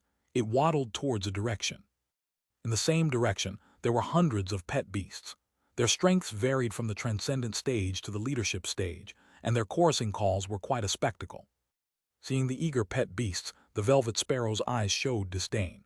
A fleeting blue light flashed in its eyes. The next moment, a gale wolf passing by halted, turned around and slowly approached the Velvet Sparrow, lowering its head. The Velvet Sparrow hopped onto its head and pointed forward. Chirp, let's go, let's eat. Whoosh! The gale wolf bolted, passing all the pet beasts and quickly reaching the source of the sound. Halting, the gale wolf gradually lowered its head, letting the Velvet Sparrow step down from its head. When it raised its head again, the blue halo in its eyes, identical to the Velvet Sparrow's, quietly faded, replacing it was a bewildered look. Who am I? Where am I? What am I to do? Ignoring the perplexed gale wolf, the Velvet Sparrow waddled over to the green-skinned frog. Chirp, I'm in a good mood today, I want to eat more. The green-skinned frog nodded a little stiffly, took down a small frog toy from the hook, and handed it to the Velvet Sparrow. Accompanied by a bang sound, the small frog toy turned into a food bowl about one size larger than usual, filled with the Velvet Sparrow's favorite food. Chirp, very good. The Velvet Sparrow nodded contentedly, and then began to eat. If they feed it like this every day, it could live here all its life. The hexagram star array shimmered with dazzling light. Inside Xian City's foster shop, the 3 little ones appeared one after another from the whirlwind. Initially, they were puzzled. Why didn't Su-Ran, like before, after summoning the star, meet up with Xian and Cancan at the beast trainer ranking? But seeing the small blackboard and chalk being brought out, the 3 little ones understood. The semi-monthly resource distribution was about to start. Sit tight, we're going to start distributing resources. Su-Ran smiled, looking at the 3 excited little ones. The resources to be distributed this time are more than any previous times. Just from hearing what Su-Ran said, the 3 little ones' expectations were almost overflowing. With so many resources, will there be what they want? Under the gaze of the three little ones, Su-ran picked up the chalk and began to write on the small blackboard. Physical points, 23,133 points, undistributed. Skill points, 21,098 points, undistributed. Teachable skills, thunder penalty gun, thunder, quiet night breath, darkness, ground binding cage, earth, puncture explosion, fighting, desolate place, darkness. Skill fragments, 7 star plus 41 can plus 1026 undistributed. Skill fusion stones, 11 Xeon plus 10 star plus 48 undistributed. Talent skill fusion stones, 4 undistributed. Energy abundant potions, 4 bottles undistributed. Beast master points, 0 points. 3-star skill scrolls, 4 undistributed. King species evolution root, undistributed. By the time Su-ran finished writing the last word on the small blackboard, the shop was silent. After a moment of quiet, heavy breathing of the three little ones broke the silence. So many resources. That the physical points and skill points both exceed 20,000 is one matter. Even the scarce skill fragments have increased by more than 1,000 all at once. Additionally, there are as many as 5 teachable 3-star skills. Among these 5 skills, 2 are suitable for Xeon and Star, 1 for Can. But don't forget, Can had already received a 3-star skill on the first day he came to Xeon City at Starfair Foster Care Shop. As a result, each of the 3 little ones can acquire 2 3-star skills from the instruction. Add to that the 1,000 skill fragments that can be freely exchanged for 5 3-star skills, 4 3-star skill scrolls, and close to 50 allocatable skill fusion stones. The fusion of 3-star skills into 4-star skills finally isn't just a fantasy. And with more than 20,000 skill points earned from their ceaseless training, they could even bring forth skills of Halo-level proficiency, a level above full moon. Meow, I'm coming for the top spot on the combat power list. Xeon shouted excitedly, eyes filled with enthusiasm. Despite its many days of effort, it was still stuck at the second place in the current combat power list, unable to surpass the detestable 9-shadow demon cat. This had always left Xeon feeling aggrieved. Now it finally can not only surpass the opponent, but also take the top spot. However, thinking about Fang Yuling's 3 pet beasts, Xeon felt a slight chill amidst the excitement. These 3 fellas hadn't aimed for the rankings. Otherwise, they would probably be much stronger than the 9-shadow demon cat. So it needs to continue to get stronger. The total resources add up to 76,491 value points. Su-ran slightly paused. You each get 25,497 value points. In the last resource allocation, Can had a surplus of 2,000 value points, while Xeon and Star did not have any remaining. Sure, it seems a bit less. Can shook its head with regret. Originally, it thought that it could redeem more stuff compared to Xeon and Star due to the remaining value points from the last time, thus having an advantage. Now it seems that these remaining points can only slightly increase the odds. Nothing to be done. The resource allocation this time is really too much. Meow, I'll take the thunder penalty gun and puncture explosion first. Before Can and Star proposed their exchange requirements, Xeon was the first to speak. As for this exchange requirement, Can and Star had no objections. After all, they have no use for these items. All right, Su-ran nodded his head and began giving instructions. A moment later, Xeon's eyes revealed a look of delight. The thunder penalty gun is a long-ranged skill. It can summon a thunderbolt spear concentrated with strong thunder force from the sky, which falls in a certain direction, causing a certain range of attack and an even stronger attack to the central area, just like invoking thunder punishment. Puncture explosion is a fighting attribute skill that enhances power. When you apply this skill, your power will have a strong piercing effect and explosive effect. With these, a pet beast can pose a greater threat to opponents with strong defense, and to those with weaker defenses, the damage inflicted will increase further. Xeon is very fond of these 2 skills. More importantly, they just happen to be the missing pieces for Xeon's skill fusion puzzle. Earlier, Su-ran had redeemed 3 king-level resources for Xeon. Now, Xeon has fully absorbed these resources, and with power reaching the perfect leadership stage, it also obtained the corresponding 3-star skills. Crimson Gold Electroplating, Super Phase Field, Puncture Thunder Spear. Before this, Xeon also had Scarlet Battle Intent, Super Fast Self-Healing, Martial Arts Specialization, 3 non-talent skills. Hence, it now has a total of 8 non-talent skills. Except for super fast self-healing, which is a 2-star skill, the remaining 7 are all 3-star skills. So, meow, exchange a 3-star skill scroll to upgrade super fast self-healing to 3 stars. Xian shouted loudly, eyes filled with anticipation. After the upgrade, it will be time to start skill fusion. Okay, Suran nodded slightly, then looked at Star and Kankan. The 2 little ones shook their heads simultaneously, indicating that they had no objections. With a total of 4 scrolls, it's no problem if Xian exchanges for 1. Super fast self-healing, waning moon level plus. Rapid self-healing, waning moon level plus. Feeling the self-healing skill having climbed to a new level, Xian's eyes reflected a burning desire to fight. Next, it's time to show the real power. 4-star skills, here I come. Chapter 358, 218, Fusion 4-star skill. Next, are you going to fuse 3 skills with the fighting body? Seeing Xian's grave expression, Suran asked softly. Star and Kankan, too, realized what Xian was about to do. They exchanged frustrated glances. Damn, Xian has beaten them to it. Before this, the 3 little ones had debated about who would be the first pet beast amongst them to possess a 4-star skill during this allocation of resources. Of course, Kankan thought it had the best chance, having completed a 3-star skill fusion and possessing 2 strong 3-star skills, bringing it closest to 4 stars. Xian and Star were not to be outdone since they had each hoarded some skill fusion stones, while Kankan had none, giving them an advantage here. An argument the 3 little ones had never resolved before now seems to be settled. Taking advantage of teaching skills only she knew to paralyze the other 2, Xian was the first to enter the skill fusion process. Star and Kankan realized they were late. At this point, they really couldn't stop Xian's skill fusion, so they stared at her with envy.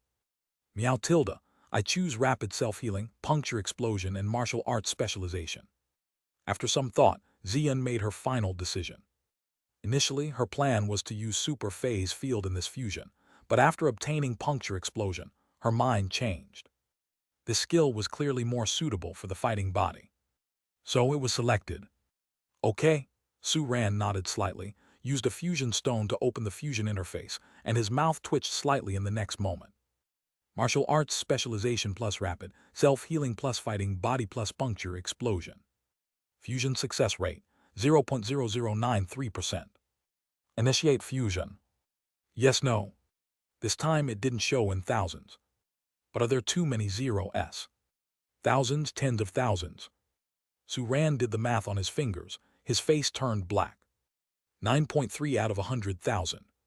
For 3-star skills fusion, the probability is so low.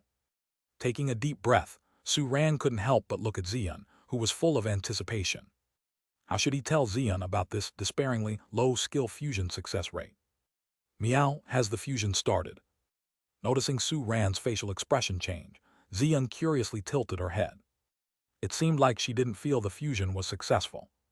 Not yet, it starts now. Suran gritted his teeth and clicked on yes. The fusion of 3-star skills was inevitable. So let's test the waters with Xian's fusion. 1-5-10. More and more fusion stones were thrown into the fusion process, and as the tips of fusion failed, appeared one after another, the sticking 0 in the fusion success rate began to gradually decrease until the probability exceeded 1%, rising towards a level Suran could accept. 20, 30, 40. Suran, whose scalp had turned numb from clicking yes, held his breath until the words fusion successful popped up and then let out a sigh of relief. Fighting body, full moon level, 2,195/10,000 plus. Imperial body, full moon level plus. 4 stars. Suran, who was closely watching Xian's skill board, finally breathed easy when he saw the added star. Although he had guessed before that to attain 4-star skills, a fusion of 4 3-star skills was required. Guessing and actually experimenting were completely different. The team's first 4-star skill was born. Meow tilde tilde tilde. A strange sound came from Xian's direction, making Suran quickly snap out of his thoughts and can't help but look at Xian. At this moment, there was a hint of confusion in Xian's eyes. She slowly rolled on the ground, exposing her soft white belly, and her eyes were filled with a daze. This feeling. For a moment, Xian felt like she had seen her great-grandmother she never seen before. That strong, comfortable feeling that came from deep within her body and bloodline was far more intense than the feeling of upgrading from a 2-star skill to a 3-star skill during her time leading the species. It was a joy that Xian could hardly put into words. So this was what it felt like to become stronger. Getting up again, there was still a hint of satisfaction in Xian's eyes. She shook her head fiercely, and then looked at the 2 pets and 1 human looking at her. After briefly exploring her newly born 4-star skill, the daze in Xian's eyes completely dissipated, replaced by unparalleled excitement. Meow, this skill, How is it? How is the effect of this skill? Su Ran asked eagerly. Meow tilde, I feel like I can really turn into a sword now. Huh? Su Ran was taken aback, only then remembering the teasing suggestion he had made to Xian when she achieved her martial arts specialization, to transform into a blade. At the time, Xian naturally could not do it, and according to his estimation, it would only be slightly possible at the Halo level by relying on the martial arts specialization. But now, having fused martial arts specialization into the fighting body, the full moon level immortal body could already transform into a blade. That's not right. Su Ran shook his head abruptly. This skill should have more than just this effect. What exactly does it do? Su Ran couldn't help but ask. Xian carefully sensed it for a while, then slowly answered. Meow, the effect of this skill. Listening to Xian's explanation, the look of surprise on Su Ran's face became more intense, while Star and Cancan were full of envy. The immortal body had gained a very special new effect called imperishable. This characteristic stemmed from the 3-star skill of rapid self-healing, but it was not exactly the same. Upon activating the immortal body, in addition to gaining incredibly powerful self-healing, Xian also gained the effect of being immune to pain during the healing process. Even with formidable self-healing powers, intense pain in battle could have a significant impact on one's performance. Even with a strong will, this impact could only be diminished, not completely ignored. With the temporary immunity to pain, Xian could fully utilize her own abilities even after being hurt, the significance of which was beyond doubt for those proficient in close combat fighting attributes. Apart from this, the immortal body had 3 other effects. The first effect inherited from puncture explosion. During the activation of the immortal body, the power would be amplified in both penetration and explosion aspects, making it more intimidating. The second effect came from martial arts specialization, allowing for instantaneous adjustment of the structure of various parts of the body, generating corresponding amplifying effects. The third effect inherited from the fighting body, greatly enhancing the flexibility of the body while performing fighting skills, which received a comprehensive boost. These 3 effects, although almost unchanged from the original 3-star skills, were far more powerful as a part of the 4-star skill. This was why Xian could transform into a sword at the full moon level. However, becoming a sword was just a playful idea of Su Ran's, and the skill could do much more than that. Summing up all the effects of this skill, Su Ran could only say one thing. A 4-star skill, it's terrifying. In response to Su Ran's exclamation, Star and Cancan unanimously nodded their agreement. Charming, it's my turn now. Cancan exclaimed, eager to try. Having witnessed the power of a 4-star skill, it was desperate to have one. It already had 2 powerful 3-star skills. It only needed to choose one of them, and then select 2 non-talent skills to directly possess a 4-star skill, which was even simpler than Xian's process. Xian could succeed, so could it. Cough, cough. Hearing Cancan's excited voice, Su Ran coughed awkwardly to break his initial excitement. Well, there's a piece of not-so-great news. The skill fusion of Xian used 48 skill fusion stones. Charming, how many did you say?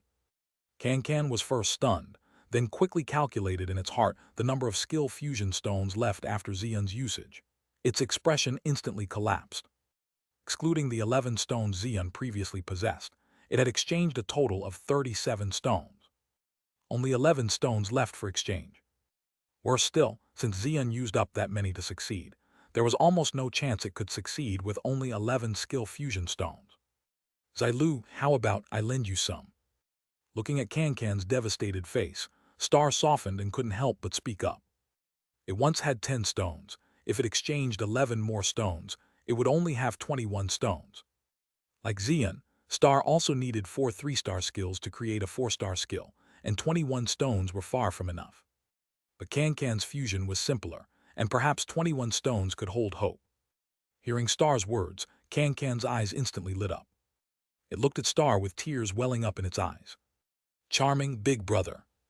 Zailu, you must succeed in fusion. Star lifted a hoof, gently tapped on Can-Can's scales as a form of encouragement. Charming, definitely. Can-Can nodded heavily. It would, along with Star's part, fuse a 4-star skill. How do you plan to fuse? Watching the determined Can-Can, Su-Ran couldn't help but ask with a smile. In response, Can-Can thought for a moment. Unlike Star and Xian, its non-talent skills available for fusion were rather limited.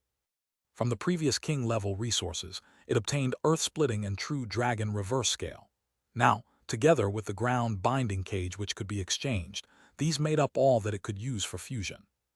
Among them, Can-Can had firmly decided to fuse the skill True Dragon Reverse Scale with Dragon Tortoise's power, but earth-splitting and ground binding cage were not suitable for fusion with Dragon Tortoise's power. The latter created a bondage cage, completely restraining the opponent. So Can-Can's skill fusion seemed to have only one choice. Fortunately, this choice wasn't bad. Charming, fuse the ground binding cage, earth-splitting and earthquake and sky collapse. Chapter 359, 219, The Uniqueness of Star. All right. Facing Can-Can's resolute decision to proceed with the skill fusion, Su-Ran gave a slight nod.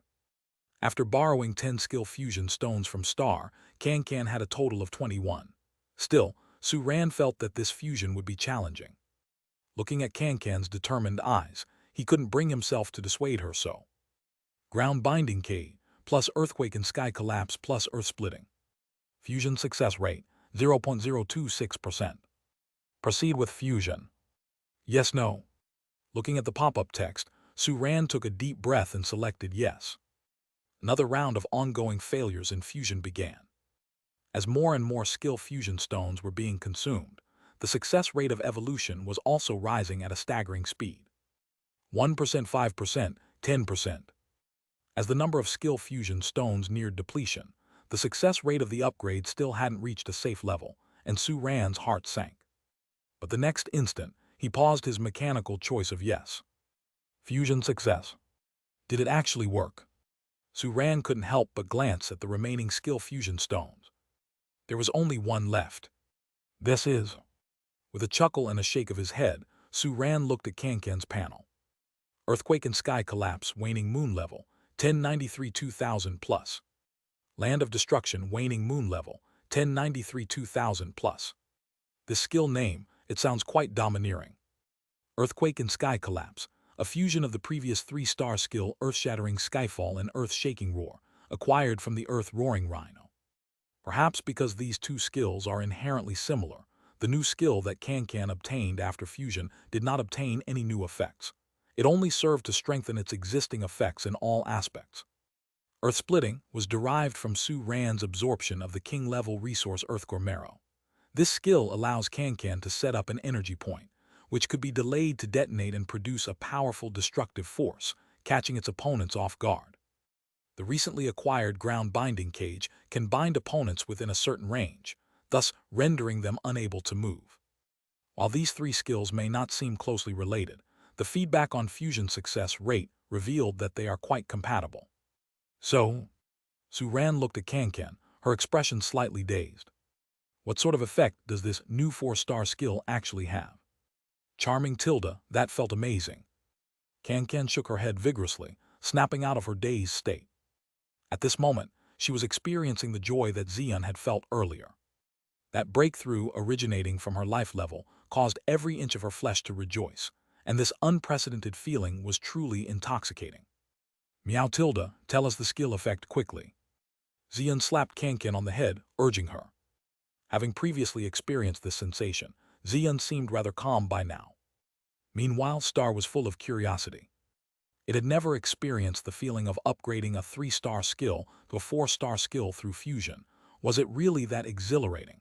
It decided that it would definitely give it a try the next time the resources were distributed. Upon Xian's reminder, Can-Can came back to her senses, realizing that in her mind, memories of countless experiences from a new and stronger ability had appeared, while memories of earthquake and sky collapse were slowly fading away. Charming, let's see. After thoroughly feeling out this new skill, Can-Can's eyes gradually widened. Even her breathing became slightly hurried. This is... Could it be? Charming, so powerful. Can-Can couldn't help but exclaim, a shocked and delighted expression on her face. Slap. Xian gave her a slap on the back of her head. It's just a 4-star skill, everybody has them. What's the effect? Hurry up and say, stop beating around the bush. Touching the back of her head with one paw, Can-Can sobered up this time and began to explain in detail the effects of this called Land of Destruction skill. After hearing Can-Can's description, everyone's expressions shifted into shock. Surprisingly, this new skill did not have the inherently powerful earthquake and sky collapse as its core, but rather the earth-splitting ability that was learned later on. The most crucial function of earth-splitting, setting an energy point and delaying the explosion, had become the core mechanism of the new skill Land of Destruction and received a significant boost. Previously, the energy point set up by earth-splitting would rapidly weaken over time, limiting the destructiveness due to the delay. But with Land of Destruction, the destructive force of the energy point no longer diminishes with time but remains constant until it disappears after a certain period. This time can be adjusted according to Can-Can's will and can last up to 1 day. Aside from enhancing the core mechanism of delayed explosion, the eruptive force of the Land of Destruction skill also received a historic boost.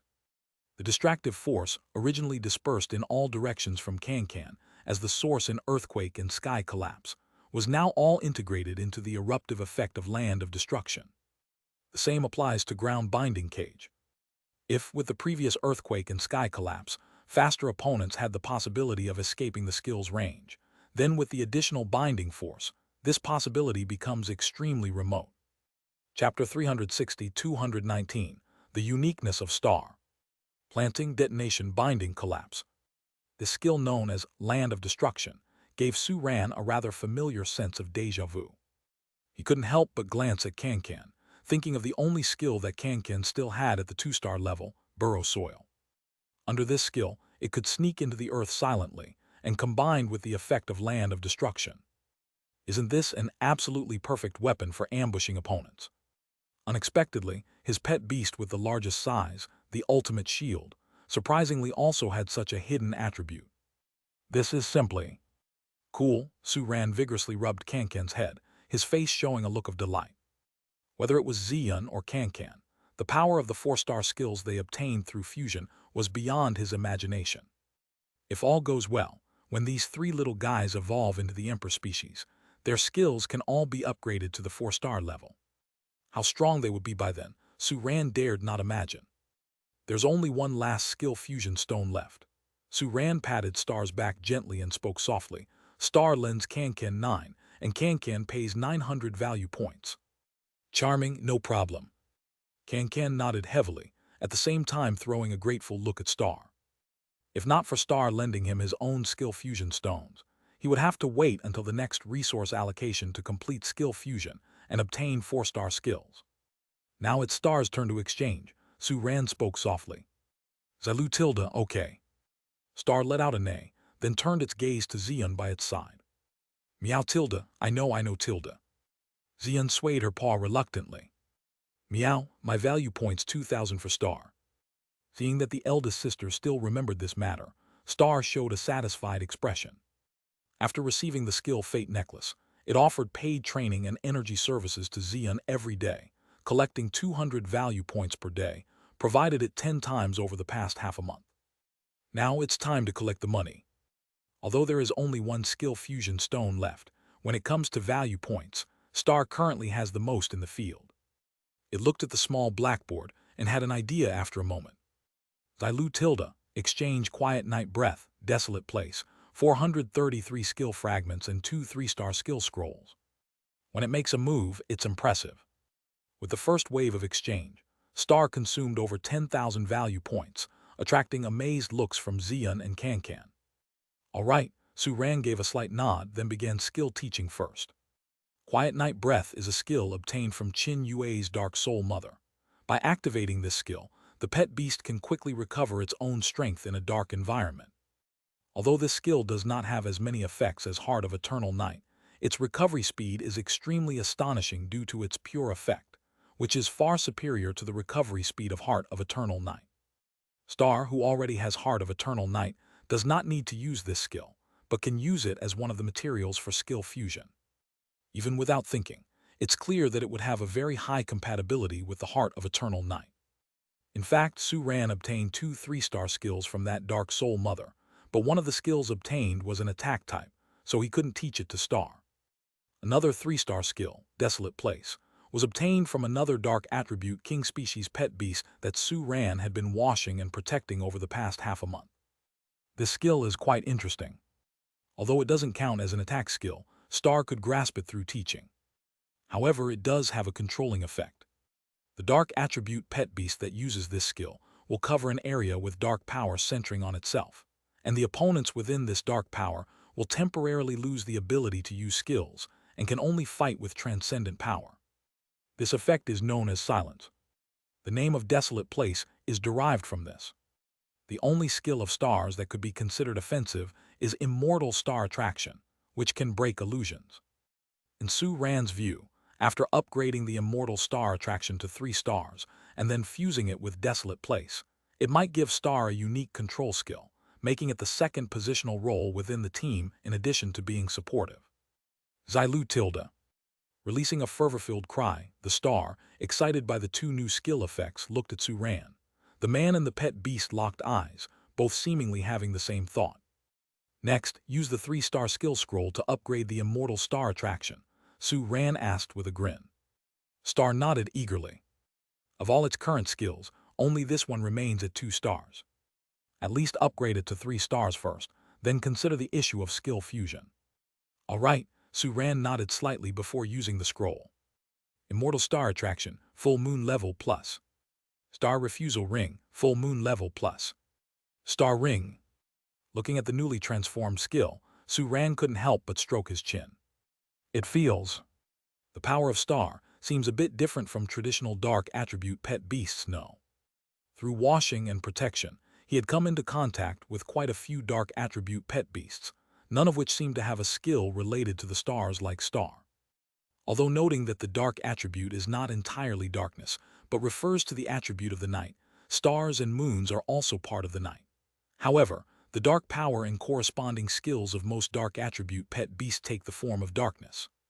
After thinking for a moment, Su Ran still couldn't figure it out, so he shook his head helplessly. No matter, maybe if it evolves into a stronger species in the future, it might reveal some clues. What does this skill do? Turning to the excited-looking Star, Su Ran curiously asked. Xilu. In addition to strengthening the effect of dispelling illusions, this skill also has the effect of dispelling negative impacts in the area. Star began to excitedly explain its skill, before finally demonstrating it on the spot. Accompanied by the dazzling light bursting from its glowing single horn, a ring of stars spread in all directions from the horn, rising steadily. An invisible force covered the whole scene, instilling a sense of tranquility in Su Ran and the 2 little ones within the star ring area. Can try Dragon Turtle's power, Su Ran spoke softly. Charming. Understanding Su Ran's intentions, Can nodded earnestly, stepped back a few paces away from the range of the star ring, and then promptly used Dragon Turtle's power. The golden Dragon Turtle light pattern flickered in the void, quickly spreading towards Su Ran and the 2 pets. However, the normally unstoppable Dragon Turtle power encountered severe resistance the moment it touched the star ring. The Dragon Turtle light pattern dimmed almost to the point of invisibility, and the taunting and suppressive effects originating from Dragon Turtle power that Su Ran and the 2 pets experienced were noticeably weakened by more than half. That's enough, you can stop. Su Ran nodded slightly, signaling Can to stop. Through actual testing, he roughly understood the effect of this skill. When the opponent has a skill that can cover your side, and this skill has an effect that affects your side, Star Refusal Ring can protect your side by negating the opponent's negative impact. Of course, this negation also has to be measured based on the strengths and other aspects of both parties. For example, just now, Star's Refusal Ring couldn't completely neutralize Can's Dragon Turtle power because Star and Can are of equal strength. Both skills are full moon level, but Dragon Turtle power is a strong 3-star skill. Speaking of which, Suran's voice took on a lighthearted tone. Star Refusal Ring is a range skill, and so is the Desolate Place. Although Star Refusal Ring is not an attack skill, it can achieve targeted effects against the opponent, just like the Desolate Place. Looking at it this way, these two skills are indeed well matched. The success rate of fusion will not be low. Star agreed and nodded. Then, remembering that it hadn't used up all of the resources it had just exchanged, it quickly spoke up. Zailu, exchange 40 skill fragments for a 2-star skill, then use the 3-star skill scroll to upgrade it to 3 stars. Hearing Star's suggestion, Xian and Cancan's eyes widened in surprise. Can it be done like that? Chapter 2, Charge. Chapter 361, 220, Beast Trainer Ranking. Are you ready? 3-star skill scrolls have 2 effects. One effect is randomly gaining a 3-star skill. The other is enhancing a non-3-star skill up to the level of a 3-star. In theory, the former should be more cost-effective, as it's acquiring a new skill out of nowhere. Yet in previous usage, the 3 little ones used it as a tool to enhance their existing 3-star skills. And the reason is simple. Because a randomly appearing 3-star skill brings considerable uncertainty.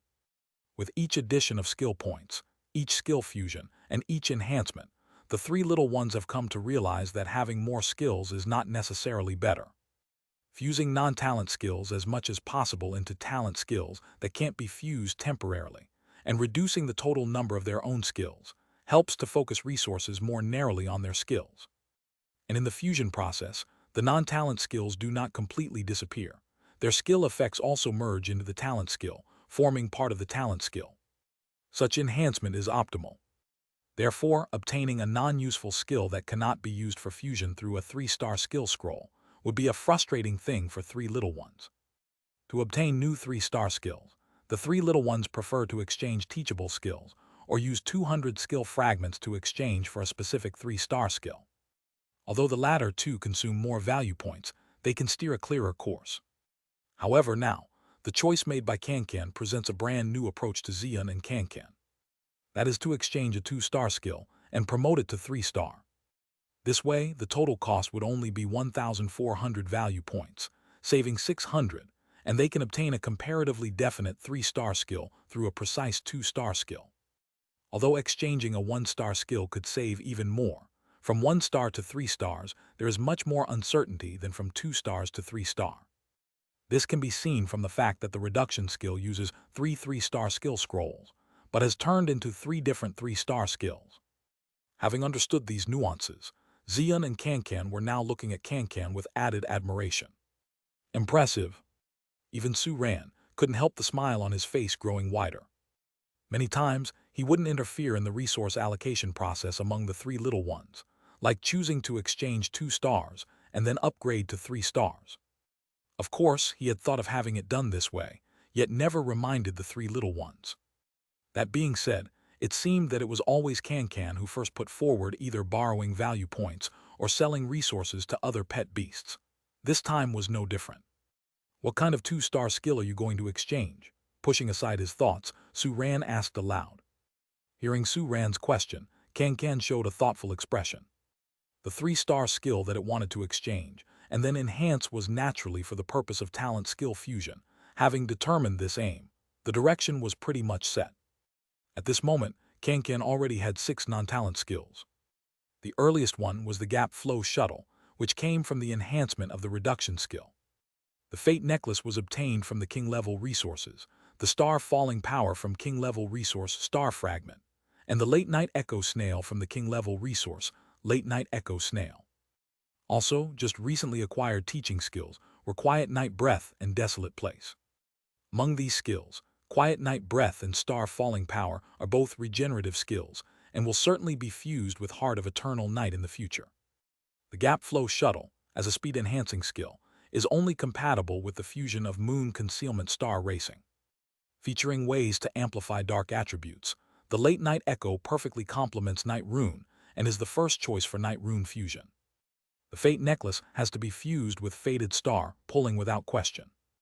As for the Desolate Place, it has already been determined to be fused with Star Refusal Ring in the future. Even though it possesses so many non-talent skills, Can hasn't been able to put together 4 skills that can be immediately fused into 4-star skills. So, select the closest one to start. Xilu Tilda, I need a 2-star skill that fits with Quiet Night Breath, Star Falling Power, and Heart of Eternal Night. Fusing with Heart of Eternal Night first. Hearing this, Su-Ran slightly nodded.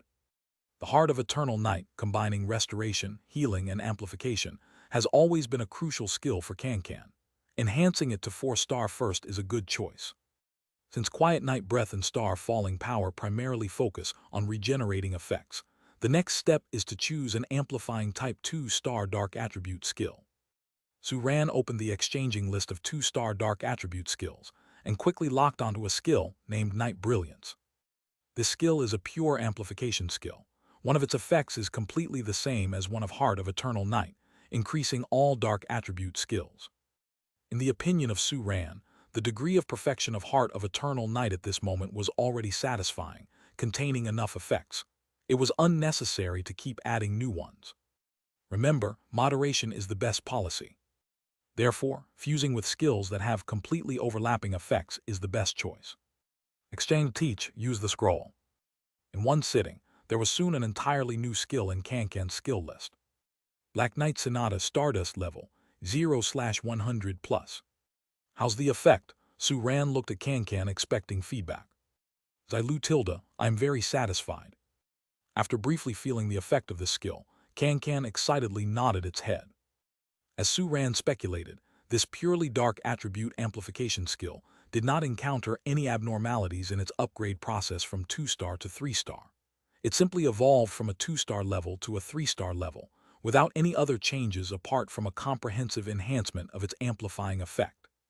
It would surely result in an epic level boost for the Heart of Eternal Night when the skill is fused with the other 2 non-talent skills.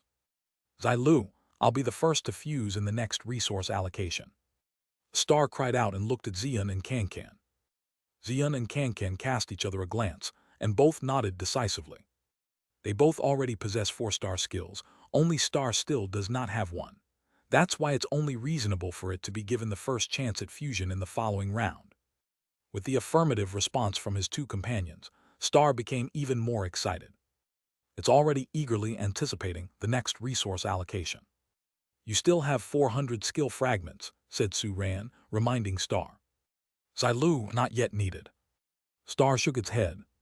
It's not necessary to prepare for the fusion of subsequent skills at such an early stage, as the first 4-star skill is yet to have a successful fusion.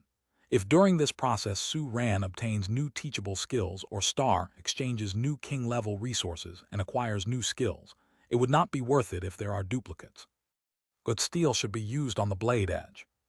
As Star laid out its ideas, Su-Ran nodded slightly with an approving look, while Xian and Can also showed thoughtful expressions.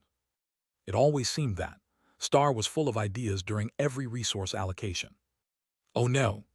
Could it be that this guy is the most intelligent amongst them? Star's exchange has come to a temporary conclusion. Su-Ran paused a little while looking at Xian and Can. What about you two? Would you like to exchange anything? Charming, the last 3-star skill scroll. Can spoke without hesitation and collected the last scroll. It had almost forgotten that its burrow soil hasn't been upgraded yet. All right, Su-Ran gave a nod, knowing already where Can would put this scroll to use, without it needing to explain further. Moments later, the 2-star burrow soil skill on Can's skill panel quickly vanished, replaced by a brand new skill. Burrow soil full moon level plus. Subterranean shaped pond, full moon level plus. After understanding the effect of the new skill and reopening its eyes, Can, under the curious gaze of 2 beasts and 1 human, voluntarily introduced the new skill. Compared to the previous burrow soil skill, subterranean shaped pond, in addition to increasing the speed of burrowing under the earth, also has a new effect. Can grant the same ability to objects and creatures it touches. Initially, Can could only burrow under the earth by itself, but now it has the ability to bring people or objects along while burrowing. Hearing this, Star suddenly wore a strange expression. It seemed to sense a hint of danger. Could its status as a mount be taken over by Can? This skill isn't bad. Su-Ran stroked his chin while giving his final judgment. Even though it seemed that this skill wouldn't be able to reach the strength of 3 stars, it was indeed a 3-star skill. Therefore, there must be some special aspects that even Can is not familiar with at this moment. Specific details could be explored later. As for now, continue with resource allocation. After Can exchanged the final 3-star skill scroll, the second round of resource allocation for the 3 pets began. Star, who had already exchanged more than 400 skill fragments, did not exchange anymore. Xian and Can split the remaining skill fragments between themselves for exchange. As usual, the 4 energy-abundant potions were taken by Xian, who still has stamina demands, while skill points were once again contested over by the 3 pets. In the end, Can, who had more value points left, won the race. It exchanged the most skill points, all of which were added to its Land of Destruction, which had just upgraded to 4 stars. Land of Destruction, Full Moon level plus. Land of Destruction, Halo level. Although it didn't possess the first 4-star skill in the team, Can, by virtue of being the first to add points to the skill, successfully held the first Halo level skill in the team. Xian and Star, on the other hand, added their skill points to the immortal body and heart of Eternal Night respectively. Although they could not directly break through to the Halo level, they were now not far from it. If all goes well, they might not need to wait until the next resource allocation, but could make the breakthrough simply through daily training. As for the other resources, the 3 pets temporarily had no demand and collectively chose not to allocate them. Once the resource allocation was over, Sue ran through the small blackboard and chalk aside and looked at the 3 pets whose overall strength had improved significantly. Now, it's time for us to check the beast trainer ranking.